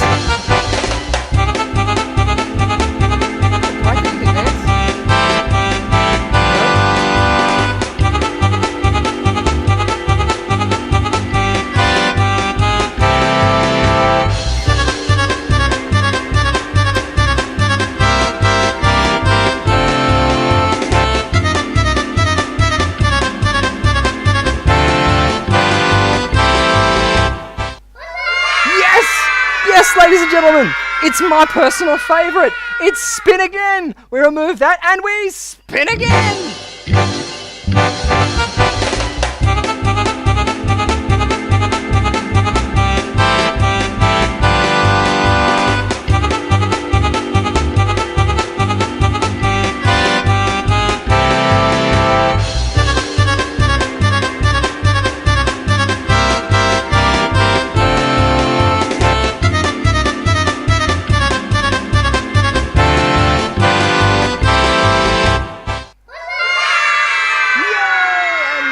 Landed on chicken or egg. Beautiful. Well, I asked you before from a biological perspective, can anybody answer me which came first, the chicken or the egg?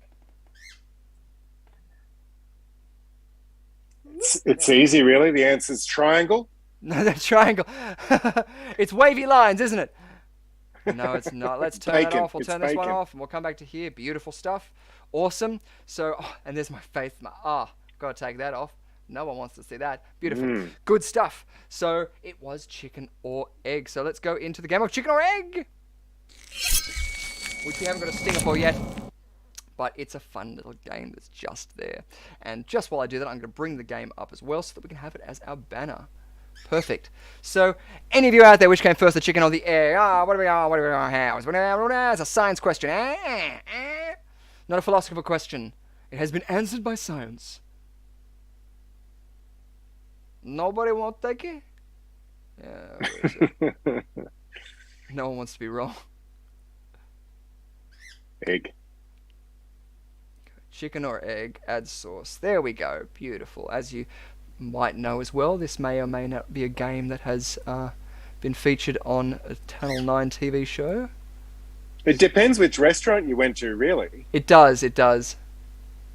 You know, what you ordered first and whether you got garlic bread. That's actually a good point. I didn't even consider that. Yeah. This is why we got you here. You're asking the hard and the deep questions. Beautiful. Good. Okie day. So good. Phil Robinson is correct, and so were you, Chris. So I'm going to give you a point for that too. So there you go. First point on the day. Nicely done. Yes, from a biological point of view, you're going to start with an egg regardless of what the animal is, and so that's going to be the first thing to, from an evolutionary perspective, obviously it's going to always have to be the egg because, it's going to give birth to a slight mutation that then is going to happen through generations. Yeah. It's not like halfway through the cycle of an animal's life, it's going to suddenly turn into a different animal. Sweet. Beautiful. Yes, awesome. Yes. I love it, Phil Robinson. You're right on my wavelength. Cool, because like I was talking about before, about the Australovenator winternensis and the Australotitan cooperensis, not nensis. Cooperensis. I've got to make sure I get that right. The reason why I do try and make sure that I say facts out loud and articulate as well is because our brain will do this. When we want to try and remember something, our brain literally has to relive that event, and that's a lot of the time why we will end up modifying our memories of certain things, maybe of our childhood events or something like that. So the reason I say them out loud is so that I can remember, especially for something like the Australovenator winternensis, which is the Australian raptor-type dinosaur found in the Winton area, which is very cool. I have a model around here, but we're about to go into game, so I won't worry about that. And like I mentioned before, the long-necked dinosaur, which was discovered this year or last year, I think it was this year, in Queensland. So yes, some fantastic things, and that the evolution of those animals is just so cool. Part of the reason why I love working with birds, you mentioned ravens before. The corvid family and the cockatoo family are the two. I could be wrong again if it's genus. I'm sorry if those, but you understand what I mean. That kind of bird. So the corvids are magpies, crows, ravens. Those kind of birds are some of the most intelligent, problem-solving birds that are around there. And yeah, you can see that as well when you look at the evolutionary process of what certain animals had to do in the survival techniques that they had to take on. If you weren't big and bitey, then you had to hide. If you couldn't hide, then you had to get away in some way, and birds ended up flying. It's one of the things that on QI they mentioned that the reason why we have motion sickness is because it's one of the evolutionary traits that's carried over from when we were in the trees to evade predators. We couldn't go too high in the trees because if we fell out of the trees, it would be our death. So we would have to go to a certain height. So to stop us from doing this, we adopted an evolutionary trait in our chemistry that stops us from going that high. I wish I had the sources for it, but if you are interested in anything about that, who knows? Maybe Quiz Arena could just be the start of something beautiful where we talk about a whole bunch of other interesting facts and different subjects, not exclusively horror. I love how your mind went there, Rich, and my mind went to one of my favorite Gary Larson cartoons where there's the chicken and the egg in bed together, and I think the chicken's smoking a cigarette and the egg saying, well, I guess that answers that. Yes, perfect. Awesome. Well, that's it. And the three-eyed fish. Exactly. Like, I'm just going to mention, Phil Robinson mentioned about three-eyed fish and certain mutations in animals. And some of the, like, alien creatures. Blinky.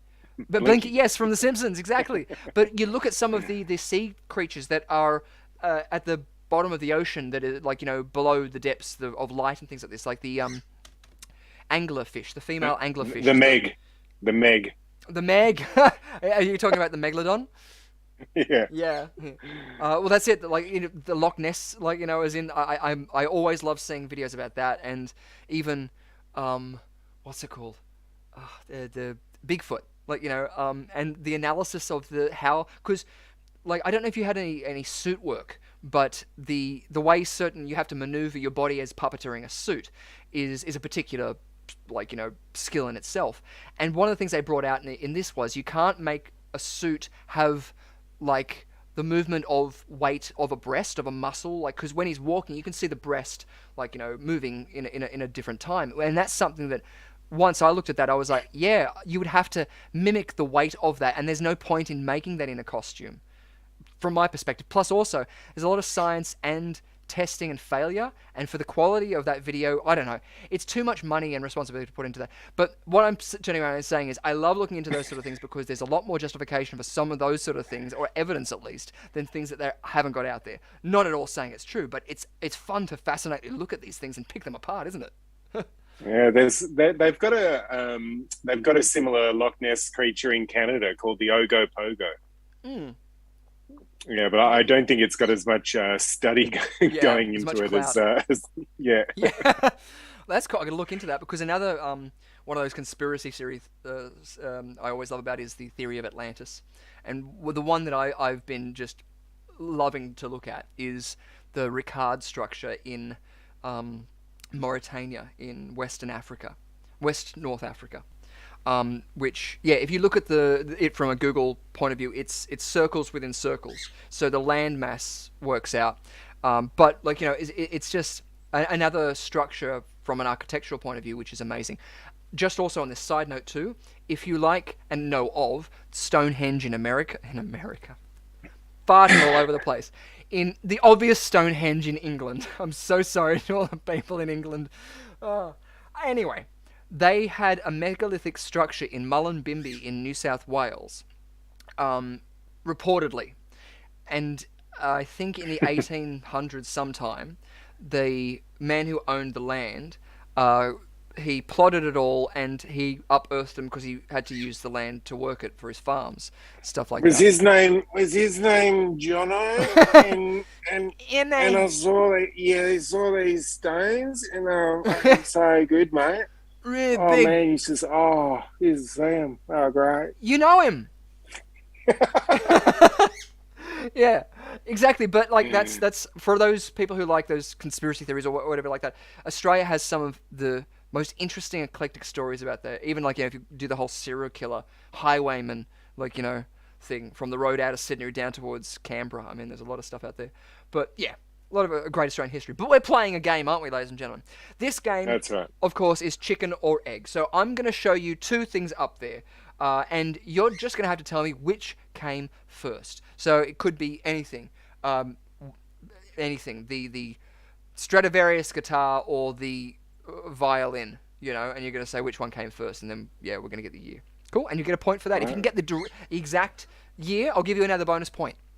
Or any other facts about what's up there, I'll give you a bonus point to it too as well. Also, there's a lot of points you can get here, ladies and gentlemen. And you at home, feel free to either help or hinder our guest. You can either try and help him out there by putting in the right answer, or you can throw him off by putting in the wrong answer. It's all up to you in these first 3 rounds. So here we go with our first chicken or egg game. Which came first, the Brady Bunch or the Partridge Family? See, is this meant to link to the whole chicken and egg thing? Because you know the whole the beginning sequence where one comes out and the other one comes out. And, you're going to say one led to the other? No, there shouldn't be any. Besides which one came first? No, and the fact they are both families and the insinuation that chickens, eggs, and the whole reproductive cycle does that, obviously. But no, there's no real. Now, there's a song that we're singing. Come on, get happy. So good. And of course the Brady Bunch theme. How's it go? You know that things are gonna be this way. It's a story. No? Of a lovely lady. Juana. Who was bringing up 3 very lovely girls. All of them with hair. All of them had hair of gold. Gold! Like their mother. Monopoly! The youngest one in curls. Awesome, yes. Well, let's find out. People in the chat are saying the Brady's, the Brady Bunch. Elizabeth Eisen says the Brady Bunch began airing. She knows the exact date. While the Partridge Family debuted a year later. Let's find out. Correct answer was the Brady Bunch, 1969. So, perfect. Wow. Nice. You I would have said Partridge Family. Oh, nice. Then I get the point. Perfect. Yay! Awesome. Well, good. It's a good start. Only by a year, though. Sorry?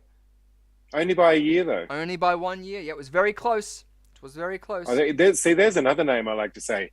Danny Bonaducci. That's a great name. Bonaducci. I love that guy. So good. I always do love going into casting auditions when, like, you know, they give you a rough brief, but the only brief I really need to know is where's the pitch? Like, you know, is this going to be an American TV show, an American movie? Is it, like, you know, besides genre? Then, you know, you can just go wacky. Beautiful. Our next one. Which came first, Apple Music or Tidal? Now, I don't know if you're familiar with either of those, Apple Music or Tidal out there. God, I remember when I got my first iPod. Oh, cool. I got the iPod Mini. Oh yeah, nice. That was I remember that was popular when I was looking around at getting it, and I got the cheaper one. I think it was the Creative Zen because it had video. And I looked at my girlfriend. And I said, "What do I do with this?" Yeah, what's it do? That's it. It's like with the GoPros. It's sort of like now that we have cameras in our phones, what for? Unless you're gonna throw it off the edge of a cliff or jump out of a building, something like. Well, I had to try and find someone else who had one and said, "Can you please put some music on here?" Yeah, well, that's it too. I think that's something that we've all been forced into. Technology, whether or not you're a savvy person, I think there's always a thing. The whole LinkedIn chat. Some people only work through LinkedIn, and I get thrown off every time. I think I've sent a message by just pressing enter, and it just stays there for days. And I'm like, fuck. Anyway, K9. So this is like what came first? What came first, the water or the apple? Yes, not a Tidal Wave. I do believe that Tidal seems like it's a brand of a music platform, I'm assuming. And this is Apple Music, not necessarily Apple the company. So K9's saying Apple, Phil Robinson is saying Apple, and the answer is, what are you going to say? I'm going to go Tidal. I'm going to say Tidal. You're going to say Tidal? Awesome. Water came before the Apple, yeah. Beautiful. Do you want to throw in a year that you think Tidal or Apple came into existence? I'm going to say Tidal 2013. Oh, nice. Awesome. So, you were 1 year off. You were 1 year off. Do I get half a point? If we could, I would. I'll tell you what. I'm going to give you 2 points for that one. Oh, wait.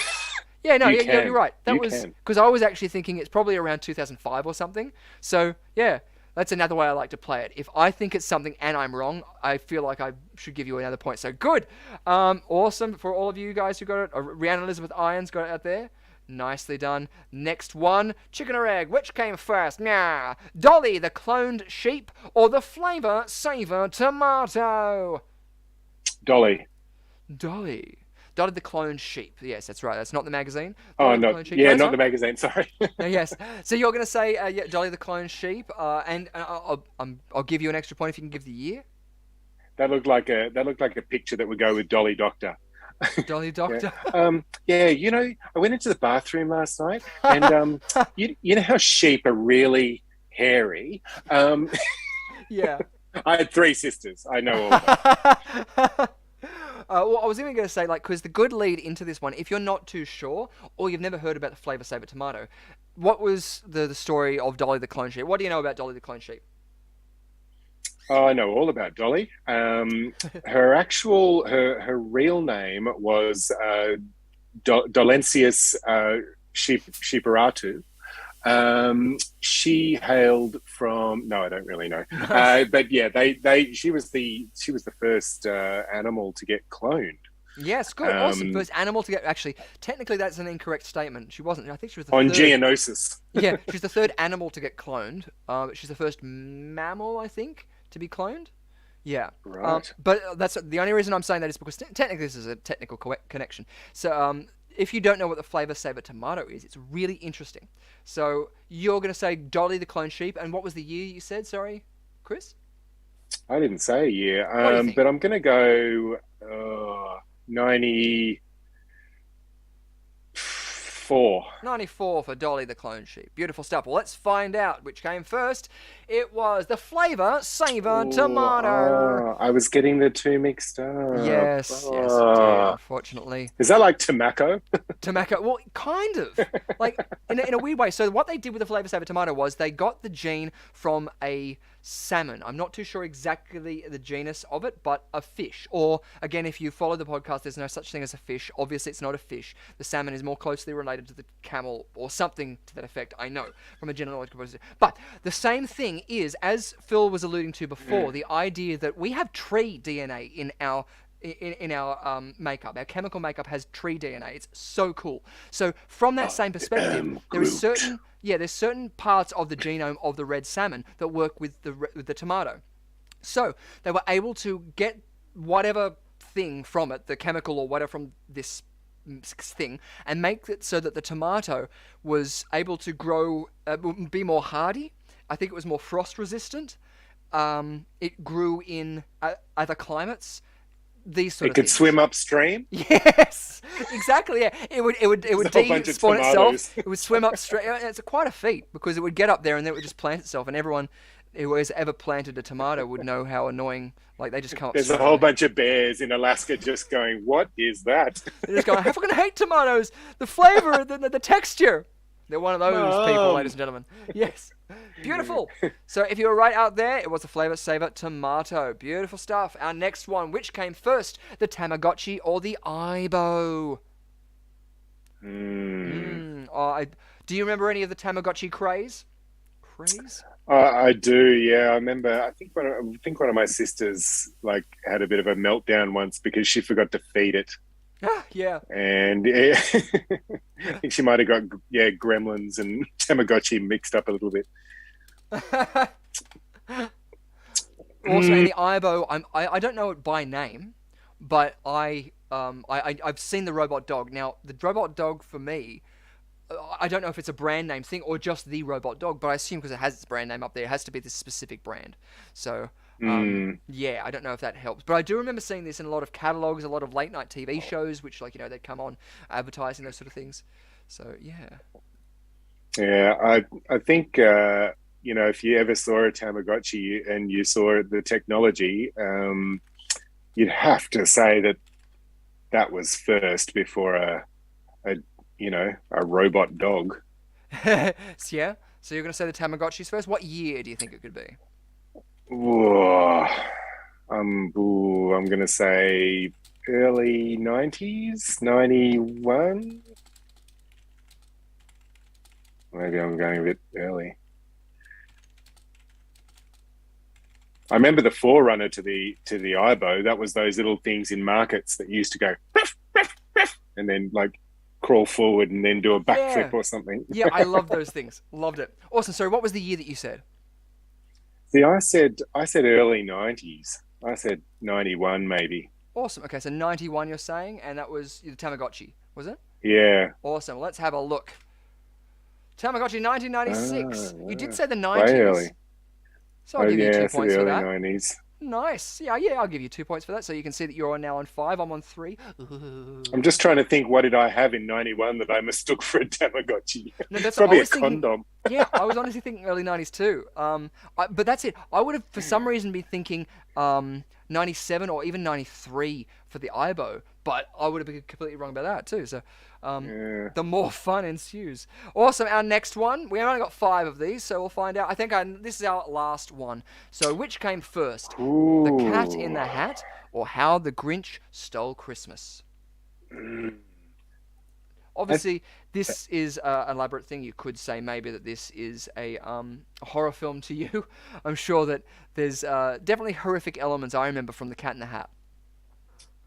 Yeah, it's almost thinking about Mike Myers and Jim Carrey and the arc of their careers and who was doing what when, because they both came out of SNL and then they hit these heights. Yeah. But I have a feeling it was the Grinch that was the Grinch came first. Awesome, cool. This would be yes, this is the movie. The movie came out. Yeah.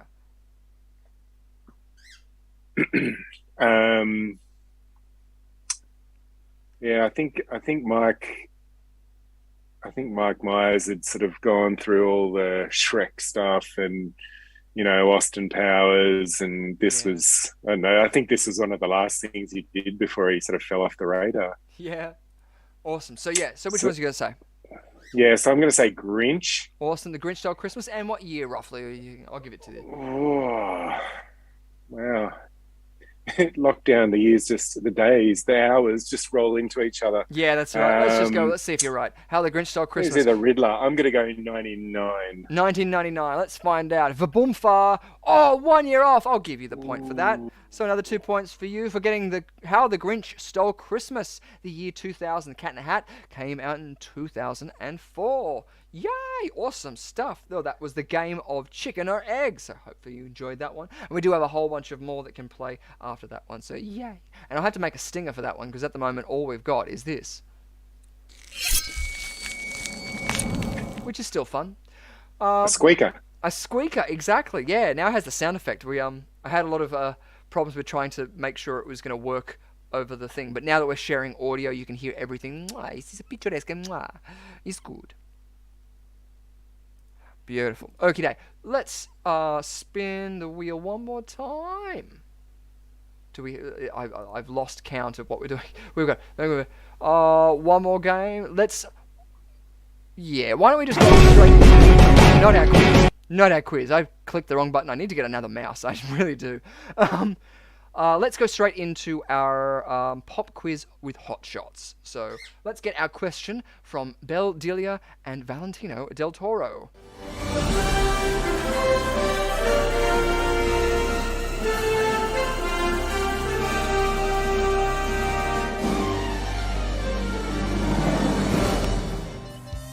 Hi. Hey, it's good to be here. We are here in Hollywood Heights, Los Angeles, California. I'm Baldelia. I am an actress, filmmaker, producer, creator, and... I'm Valentino Del Toro. I'm also an actor. Hi. Hey. Hold on. Hi. Hey. Give me 1 second. I hate when this... For some reason, it just wants to replay it. I'm going to try and use it on the video card. Let's try it again. Hi. Hey, it's good to be here.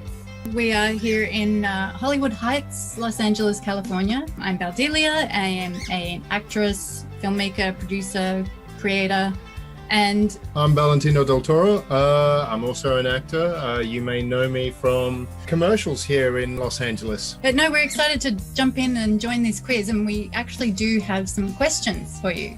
I play Natasha Warner in the film The Tunnel, as you know, and in that film at one point I ring a really large bell that's in the tunnel. Can you tell me why it was there? So, in the 2011 The Tunnel, Natasha Warner rings a large bell. Why was the bell there? So the bell is actually installed in the tunnels at the St. James disused train station. And yeah, it's installed under there. I want you to tell me why it was there. Does anyone know? Are you aware of the disused tunnels underneath St. James station at all?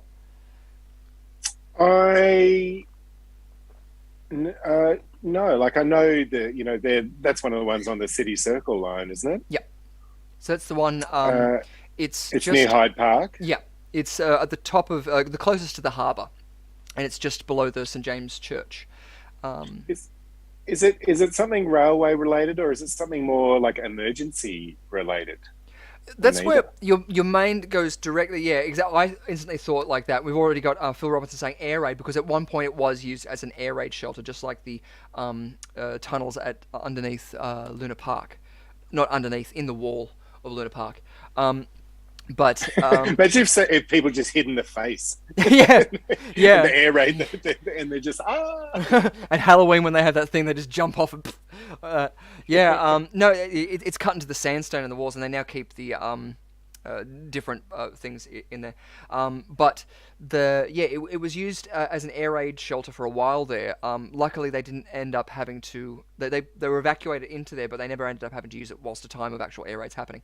But they were then started to dismantle it, and part of the reason why they aren't open to the public is because a lot of the dismantling project was stopped just halfway through it. So there's all of these what are they called? Like metal jutting out cables and stuff like that supports concrete that's just been half destroyed.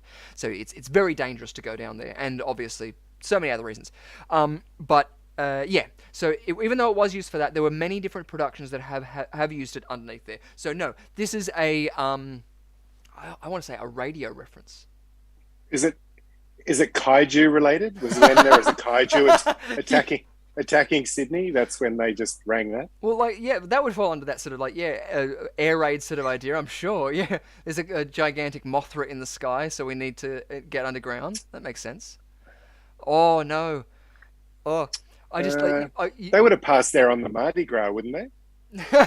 The kaijus. Oh, that'd be a great float, wouldn't it? One of the things I want to build is, like we mentioned before, the long-necked dinosaur. I want to make a full, proper size long-necked dinosaur walking down the street of Sydney in, one of the festivals they do there, when we can go out again. So yes, beautiful. So yeah, for those of you at home, we've got an air raid. It wasn't the air raid, no. That's right. You might only know this if you've seen. I don't know. I've only seen it on a couple of different documentaries around there, and I haven't been able to find the recording of it so that I could say this is it. But let's find out.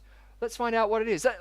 No answer is no. An answer is better than no answer. So even if you want to have a guess, you're going to say it was lunchtime like K9, and you're going to say an air raid, Chris, or you could go completely kaiju is fun. Hey, is it when we get we have a turnover of politicians? Is it when a premier gets ousted, they have to go and ring the bell end or something?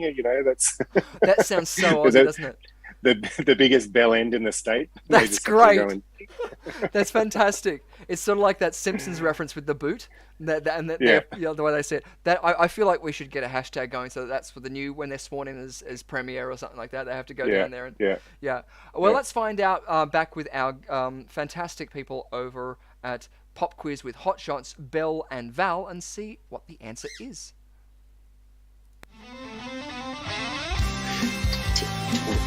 Was it to scare the rats?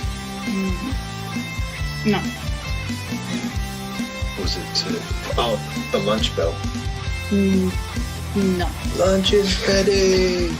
And the answer is? The answer is that the ABC actually installed it to recreate the Big Ben gong sound, which if you say really fast 3 times is quite difficult. Big Ben gong sound, Big Ben gong sound, Big Ben gong sound. This was for an ABC radio show in the 60s, and I know it doesn't look like much, but it used to stand on the stand. And what they would do is they'd start the show and finish the show with dinging this chime, and the intention was to mimic the Big Ben in London. You're kidding me. So they actually use this as a sound effect. We've listened to some of those sound effects in the library, and they do sound like Big Ben, but obviously it's not on its stand. Not quite the same. Doesn't sound the same. True fact.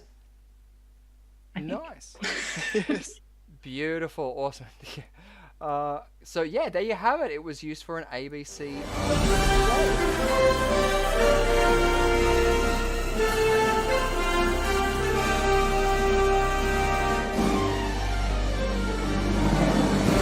Nice. So yes, an ABC radio show used it to reproduce the Big Ben gong sound. It is quite hard to say. So yes, Big Ben, of course, is the name of the bell inside the Victoria Tower, or is it Elizabeth Tower? I think it might be Elizabeth Tower. Yeah, I think it's Elizabeth Tower. For those of you out there who actually knows, it's one of those technical questions where most people say Big Ben is the name of the tower, when actually it's the name of the bell. And what was James Acaster?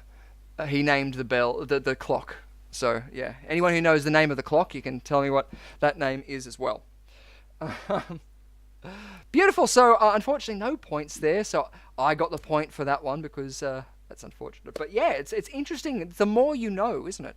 It's quite fun, and you can contact Transport for New South Wales. I think when they run tours down there, I think at one point they had a lottery system so that you would put an application in, and then if you were lucky enough, then you would be able to go down there as part of a group and do a whole tour down there. So yeah, it's a lot of fun. But if you just want to see on the surface level, at Central Station and at St. James Station, if you go down into the main platforms where all the trains are at St. James, you'll be able to walk on the train track that has now been covered up, and that's the train line that goes through there. And to get down to the tracks, you would have to go through one of those doors at either end of the platform, but you'll need permission, so make sure that you do that. And like if you've been watching previously, when I was talking about the cataphiles in Paris, try to go through legitimate sources, because we don't want you to get hurt down there, and the authorities don't want problems to happen down there. Plus, also, the authorities have put up motion sensor cameras and things like that there. So we want you guys to be safe, and criminally safe too. Also, I love these sort of things. The uncovered and what lies down under has always been an interest to me. So the more the public can access these things and learn about them, I think the more the merrier. Beautiful stuff. Well, we're coming to the end now. I was just going to say, we've done all of those. If you wanted to play one more spin of the wheel, Chris, so how are you feeling? You feel like you want to go into our quiz? You're itching to play a tournament? Or would you like to yes, I am. I'm itching. Awesome. Itching to play this tournament. Then without further ado, let's jump on in. Ladies and gentlemen, for those of you playing at home, I'm just going to give you a quick little brief whilst I set the game up, of course, like you know how I do. So to play along at home, all you need is a Gmail account.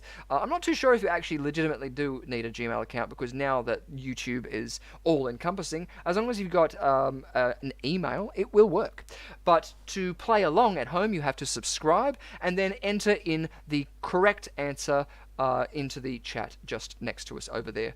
You will have the winner will be announced at the end of the quiz. It's all working out on livereacting.com, and so the points will be allocated that way and announced this evening.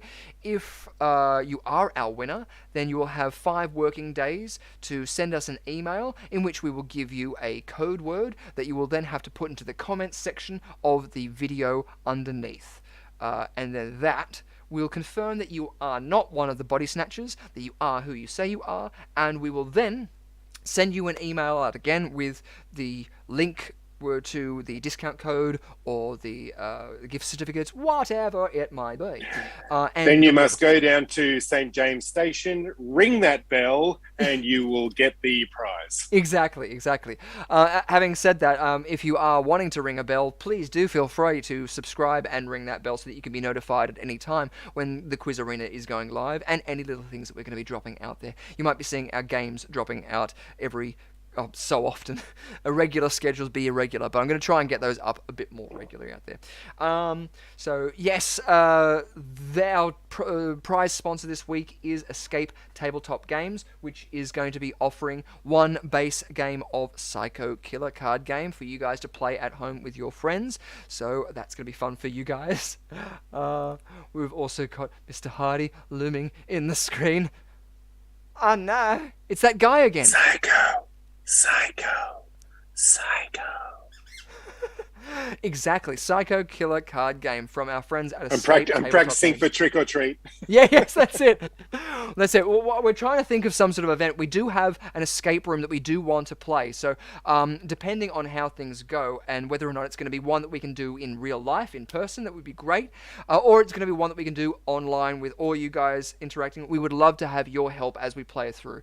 So we might have a mishmash of our special guests who have been playing in the past. Not necessarily do they have to be winners, but some people that you want to see back. So let us know in the comments section below some of the guests that you really would like to see back on our show again, so that we can then get a Quiz Arena master before this whole thing gets up and going. Me, Psycho.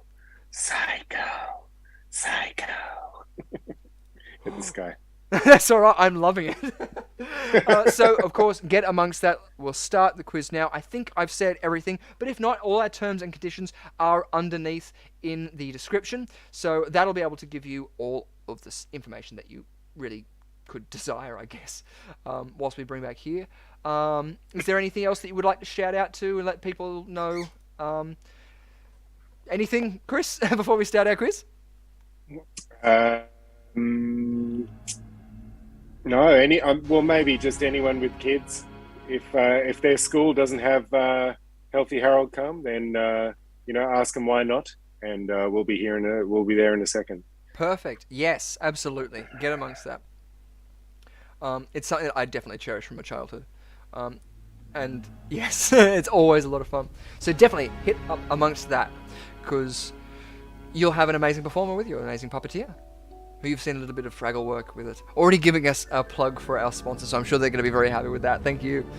Good stuff. So getting prepared, we have about 60 seconds before we go into our quiz. Get ready, get roaring. 10 questions of fun. And of course, like always, we start off with our little intro, our little stinger, if you will, that always goes into it, just to welcome you guys to the Quiz Arena tournament. Good luck, ladies and gentlemen.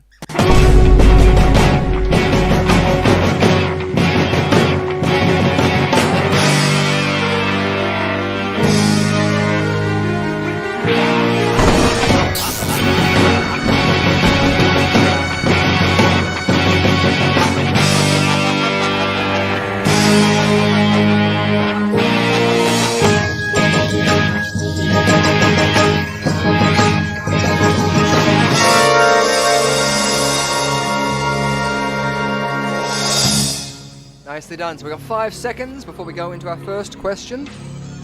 And away we go. Question 1. Which actor was considered for the title role of Dr. Giggles in the 1992 film? 1. Tom Selleck. 2. Ted Danson. 3. Steve Guttenberg. 4. Leonard Nimoy. A nice question there. I don't know if you've seen Dr. Giggles, but this was one that I particularly loved as a kid, and having to do the tests that I recently did, that was something that I was fearful of, a certain scene that happens in Dr. Giggles. Have you seen Dr. Giggles at all? It doesn't ring a bell. No? Dr. Giggles. Dr. Giggles, yes, not Dr. Wiggles. Cool. Well, any of those names ring a bell for you? I'm gonna say Gutenberg. Steve Guttenberg, awesome. What's a film that you remember him from? Oh, Police Academy, classic. Yes, love it. You know, I love Police Academy. I think that was one of my favorite movies when I was little, and Same. I think he might have been up for some more roles a few years later. So remember, what was it? Police Academy and Ghostbusters were the 2 games that when I changed to a new school, that was like my way of making friends. It was an all-inclusive game. Awesome. We had Phil Robinson saying 1, Countess Bell saying 4, Rhiannon Elizabeth Irons saying 2, and the answer was Ted Danson. Congratulations, Rhiannon Elizabeth Irons. That was, of course, according to an IMDb trivia, so there was another actor, but he didn't have a name that anyone remembered. Question 2. What is the protagonist's number in Squid Game 2021? 1. 802. 2. 483. 3. 456. 4. 452. Whoa, numbers. Have you been watching Squid Game? Yeah. I know the answer to this. Awesome. Cool. I do know. So you have been watching Squid Game? Bits, yeah. Yeah. I'm more concerned with how it's translating to games in the playground at school. Apparently, they've been. Oh yeah. Yeah. They've been mimicking different parts. So yeah, I know the answer to this. Awesome. What would you say the answer is? The answer is 3. Awesome. So you're saying his number is 4, 5, 6. Out there, Countess Yes. Bell has said that is the same. Phil Robinson agrees and concurs. Nice. Rhiannon Elizabeth Irons has no idea, but she'll take a guess with 3.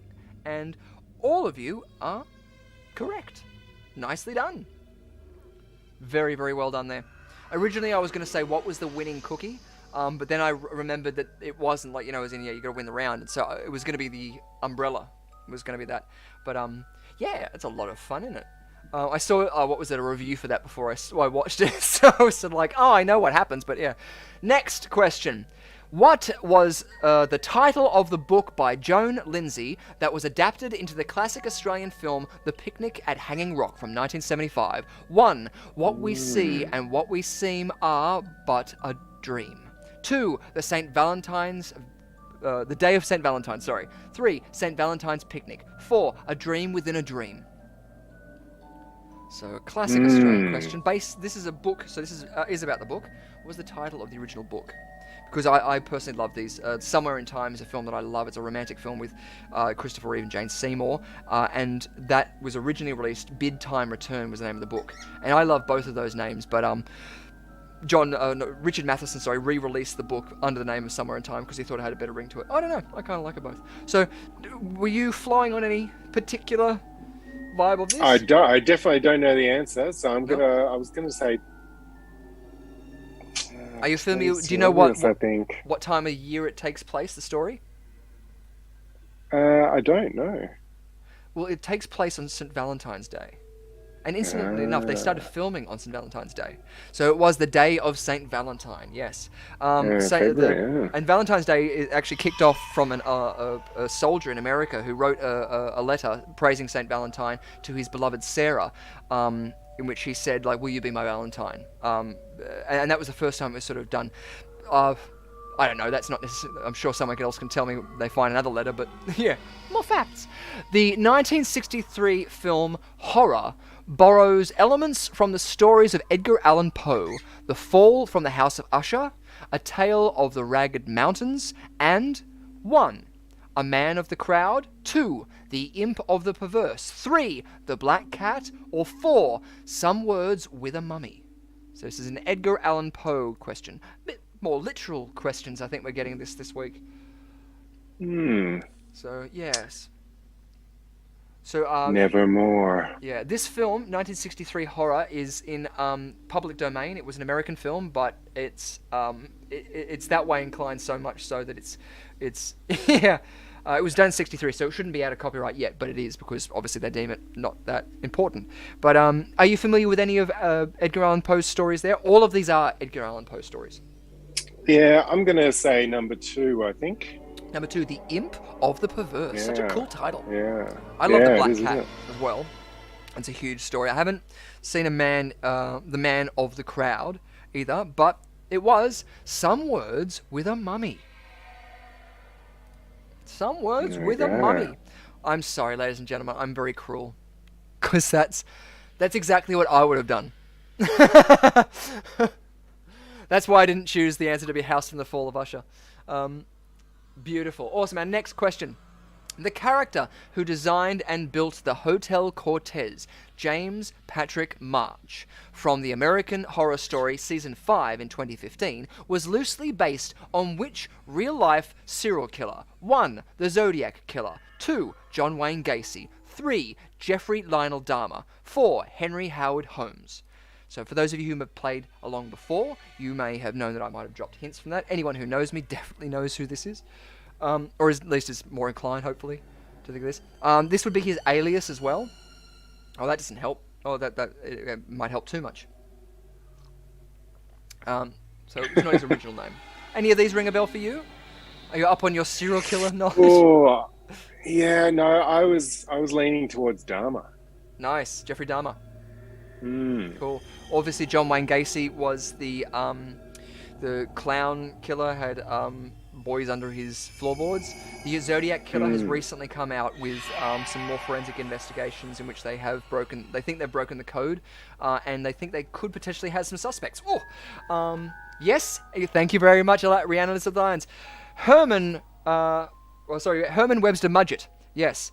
Which I feel like now we have to have a whole discussion about that because I love and have followed that and built his house many, many times in The Sims. So the answer was Henry Howard Holmes. That was his alias. That wasn't his exclusive alias, but everyone knows H.H. Holmes as that sort of classification.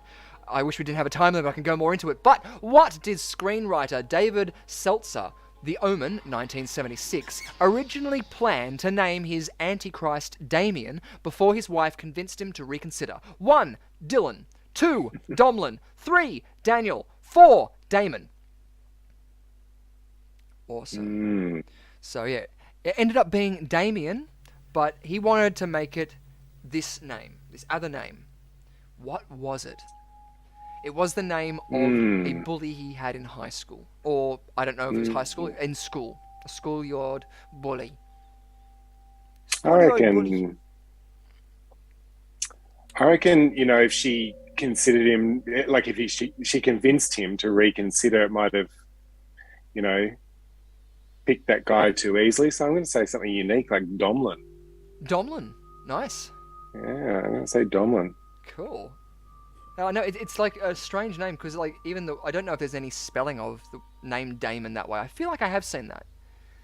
But you were correct. Nice points. Nicely done. Yeah. It was Domlin, and his wife convinced him to not do it because they thought it would be terrible for that boy who's now grown up to be able to get that ridicule. And in the Twitter rage world that we live in, I'm sure that, like, in the 70s, that would have been just as bad. Up until the end of this year, how many Paranormal Activity films have there been? 1, 6, 2, 7, 3, 5, 4, 8. So one more time. Up until the end of this year, 2021, how many Paranormal Activity films will there have been? 1, 6, 2, 7, 3, 5, 4, 8. I'm gonna say 6, I think. Nice. So that would be number 2. Yep, awesome. Groovy. Number 1. Number 1. Oh, you're going to say 6. Okay, number. Yeah, 666. Yeah. Nice. No, not 666. Not 666. That's all right. No. If you are worried about that, don't worry. 666 isn't the number of the Acolyte of the Beast. 616 is the number of the Acolyte on the Beast, according to original revelations in the Egyptian text. Plus, the number isn't of the Beast, it's the Acolyte of the Beast, which is man. So, there. For you playing at home, if you're worried about that. Because a lot of times people bring it up and they're like, oh no! And it's just like, don't burn anything. Beautiful stuff. The answer was 7, because there are currently 6 out and released, but in October 29th is releasing the next Paranormal Activity film. So, yeah. It's sort of like another trick question, so I'm so sorry I'm being such an asshole. But, I stinker. Beautiful stuff. Our next question is... Question number 8. What is the name of the new ghost, similar to Slimer, featured in Ghostbusters Afterlife 2021? 1. Squanchy. 2. Muncher. 3. Blobby. 4. Bulashimi. They're not going to go Muncher. Too much... No, they're not going to butt munch. No, they're not going to do it. We had some talk about Ghostbusters Afterlife in chat before, so hopefully you might have a friend out there in chat, unless he wants to steal the points for himself and who might tell you the incorrect answer.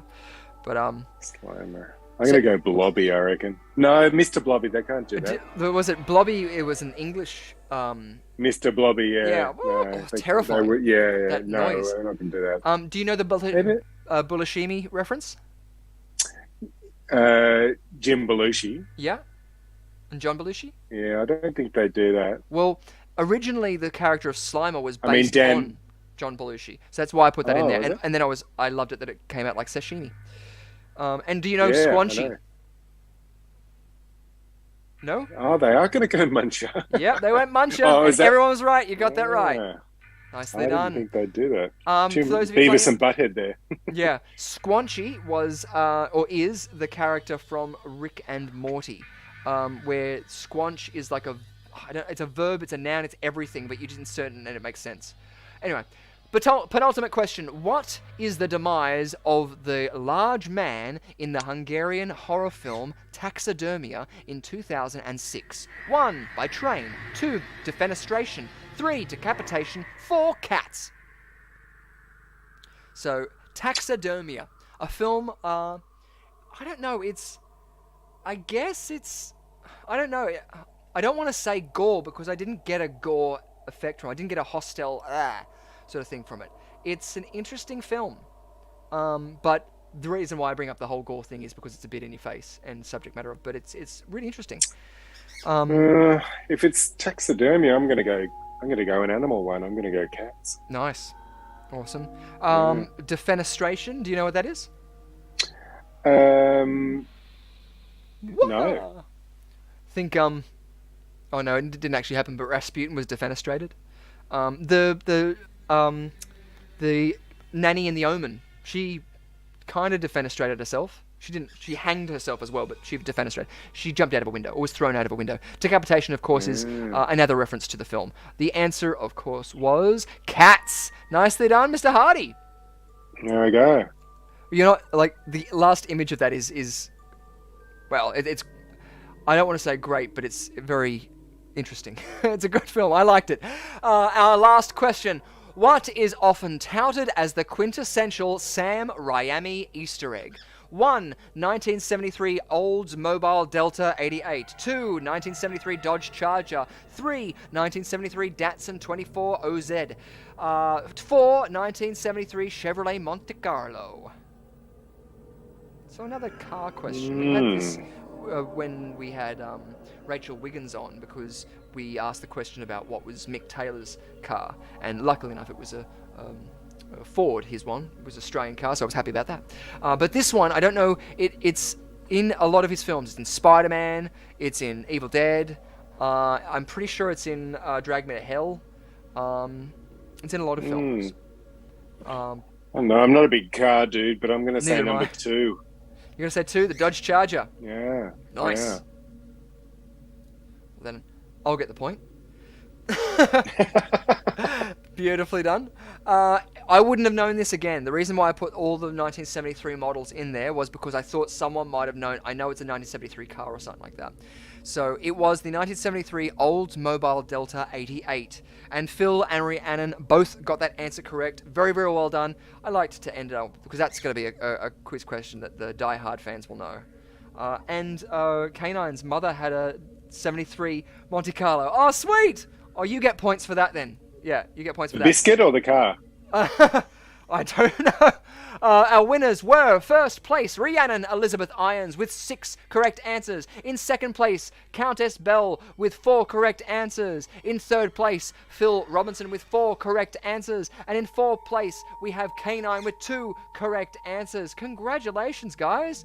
Brilliant work. So, yes, Rhiannon Elizabeth Irons, just send me an email at rushcutterentertainment@gmail.com and I'll give you a little keyword to put underneath the video. Something like you would have seen in the previous episodes. I think we had Hanson as one of them. We had Gothic as another one. And then just enter that in as a comment, just so that we can verify who you are. And then we will get that straight out to you. So, yes, congratulations. And, of course, you'll be the lucky recipient of, when I bring up the right screen, our prize straight from, I'm going to turn this one off. There we go.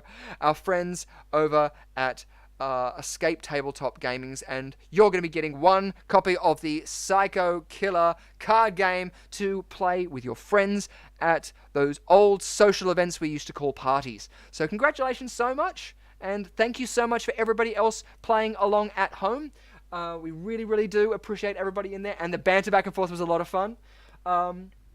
Thank you. Always so good to see the love out there. And congratulations and confetti for all. Wait, let me get the confetti. Confetti!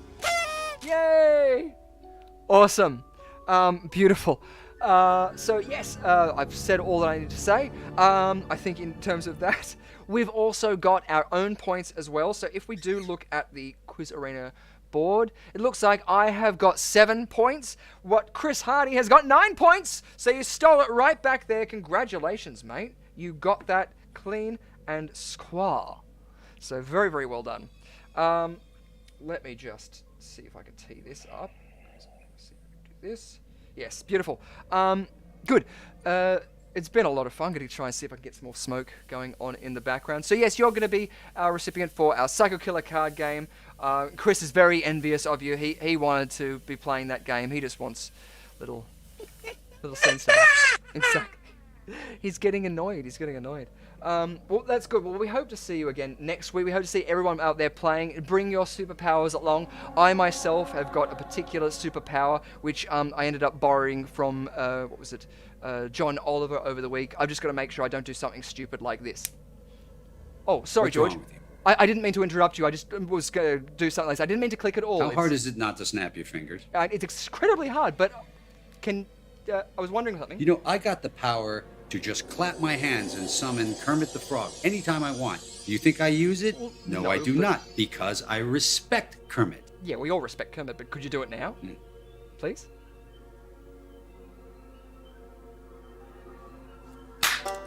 Oh, this better be good, George. It's not. Well, I didn't mean to do that, so I'm very sorry, and hopefully John Oliver won't be getting any letters for that, and I'm very sorry to disturb George Clooney there and Kermit, but sorry about that, ladies and gentlemen.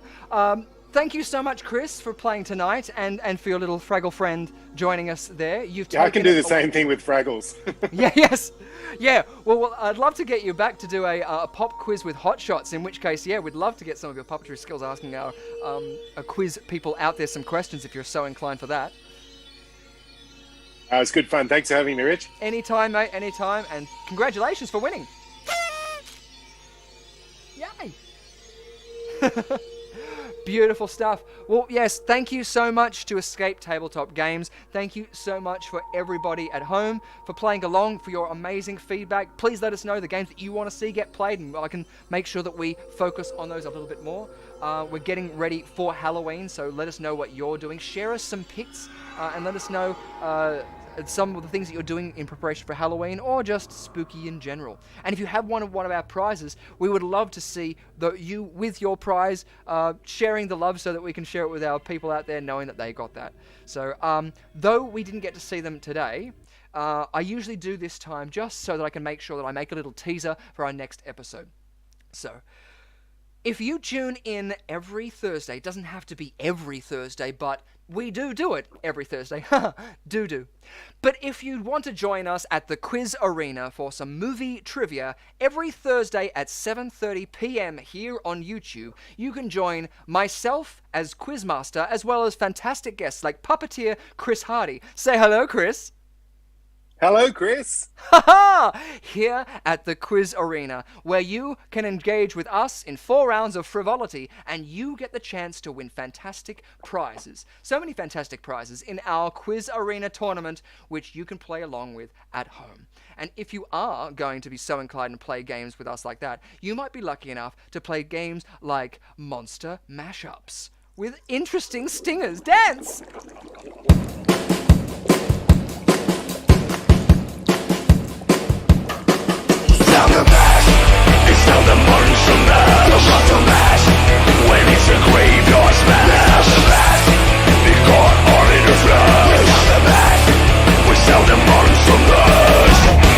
Beautiful. So we will obviously have that there. All our guests do know what that is. But Chris, do you know what movie post that is? Yeah, I do. What is it? That's Jaws. Awesome. I'll give you another point just for that. And Mickey Mouse and Goofy, of course, in the interpretation of that one. So that's a lot of fun. Oh, no. George, go away. I don't need you, George. Why are you still here? Oh, didn't even have to click that time. Beautiful. So that's one of our games that you'll be able to see get played. Of course, we have Chicken and Egg. We have Brittany the Toxic Avenger. We have Venkman Burn in Hell. And all of our fantastic games to play along there. So join us then. And please join me in thanking all of you fantastic players at home, our Quiz Arena winner tonight, Rhiannon Elizabeth Irons, and Chris Hardy. Thank you so much, mate. So good to see you again, and it's been a lot of fun. See you later, Rich. Good night. Awesome. Thank you so much. Just stick around after our outro, and I'll do another personal thank you. But from all of us here at the Quiz Arena, thank you for joining us, and we'll see you again next Thursday night. Same bat time, same bat channel, here on the Quiz Arena. Till then, ciao.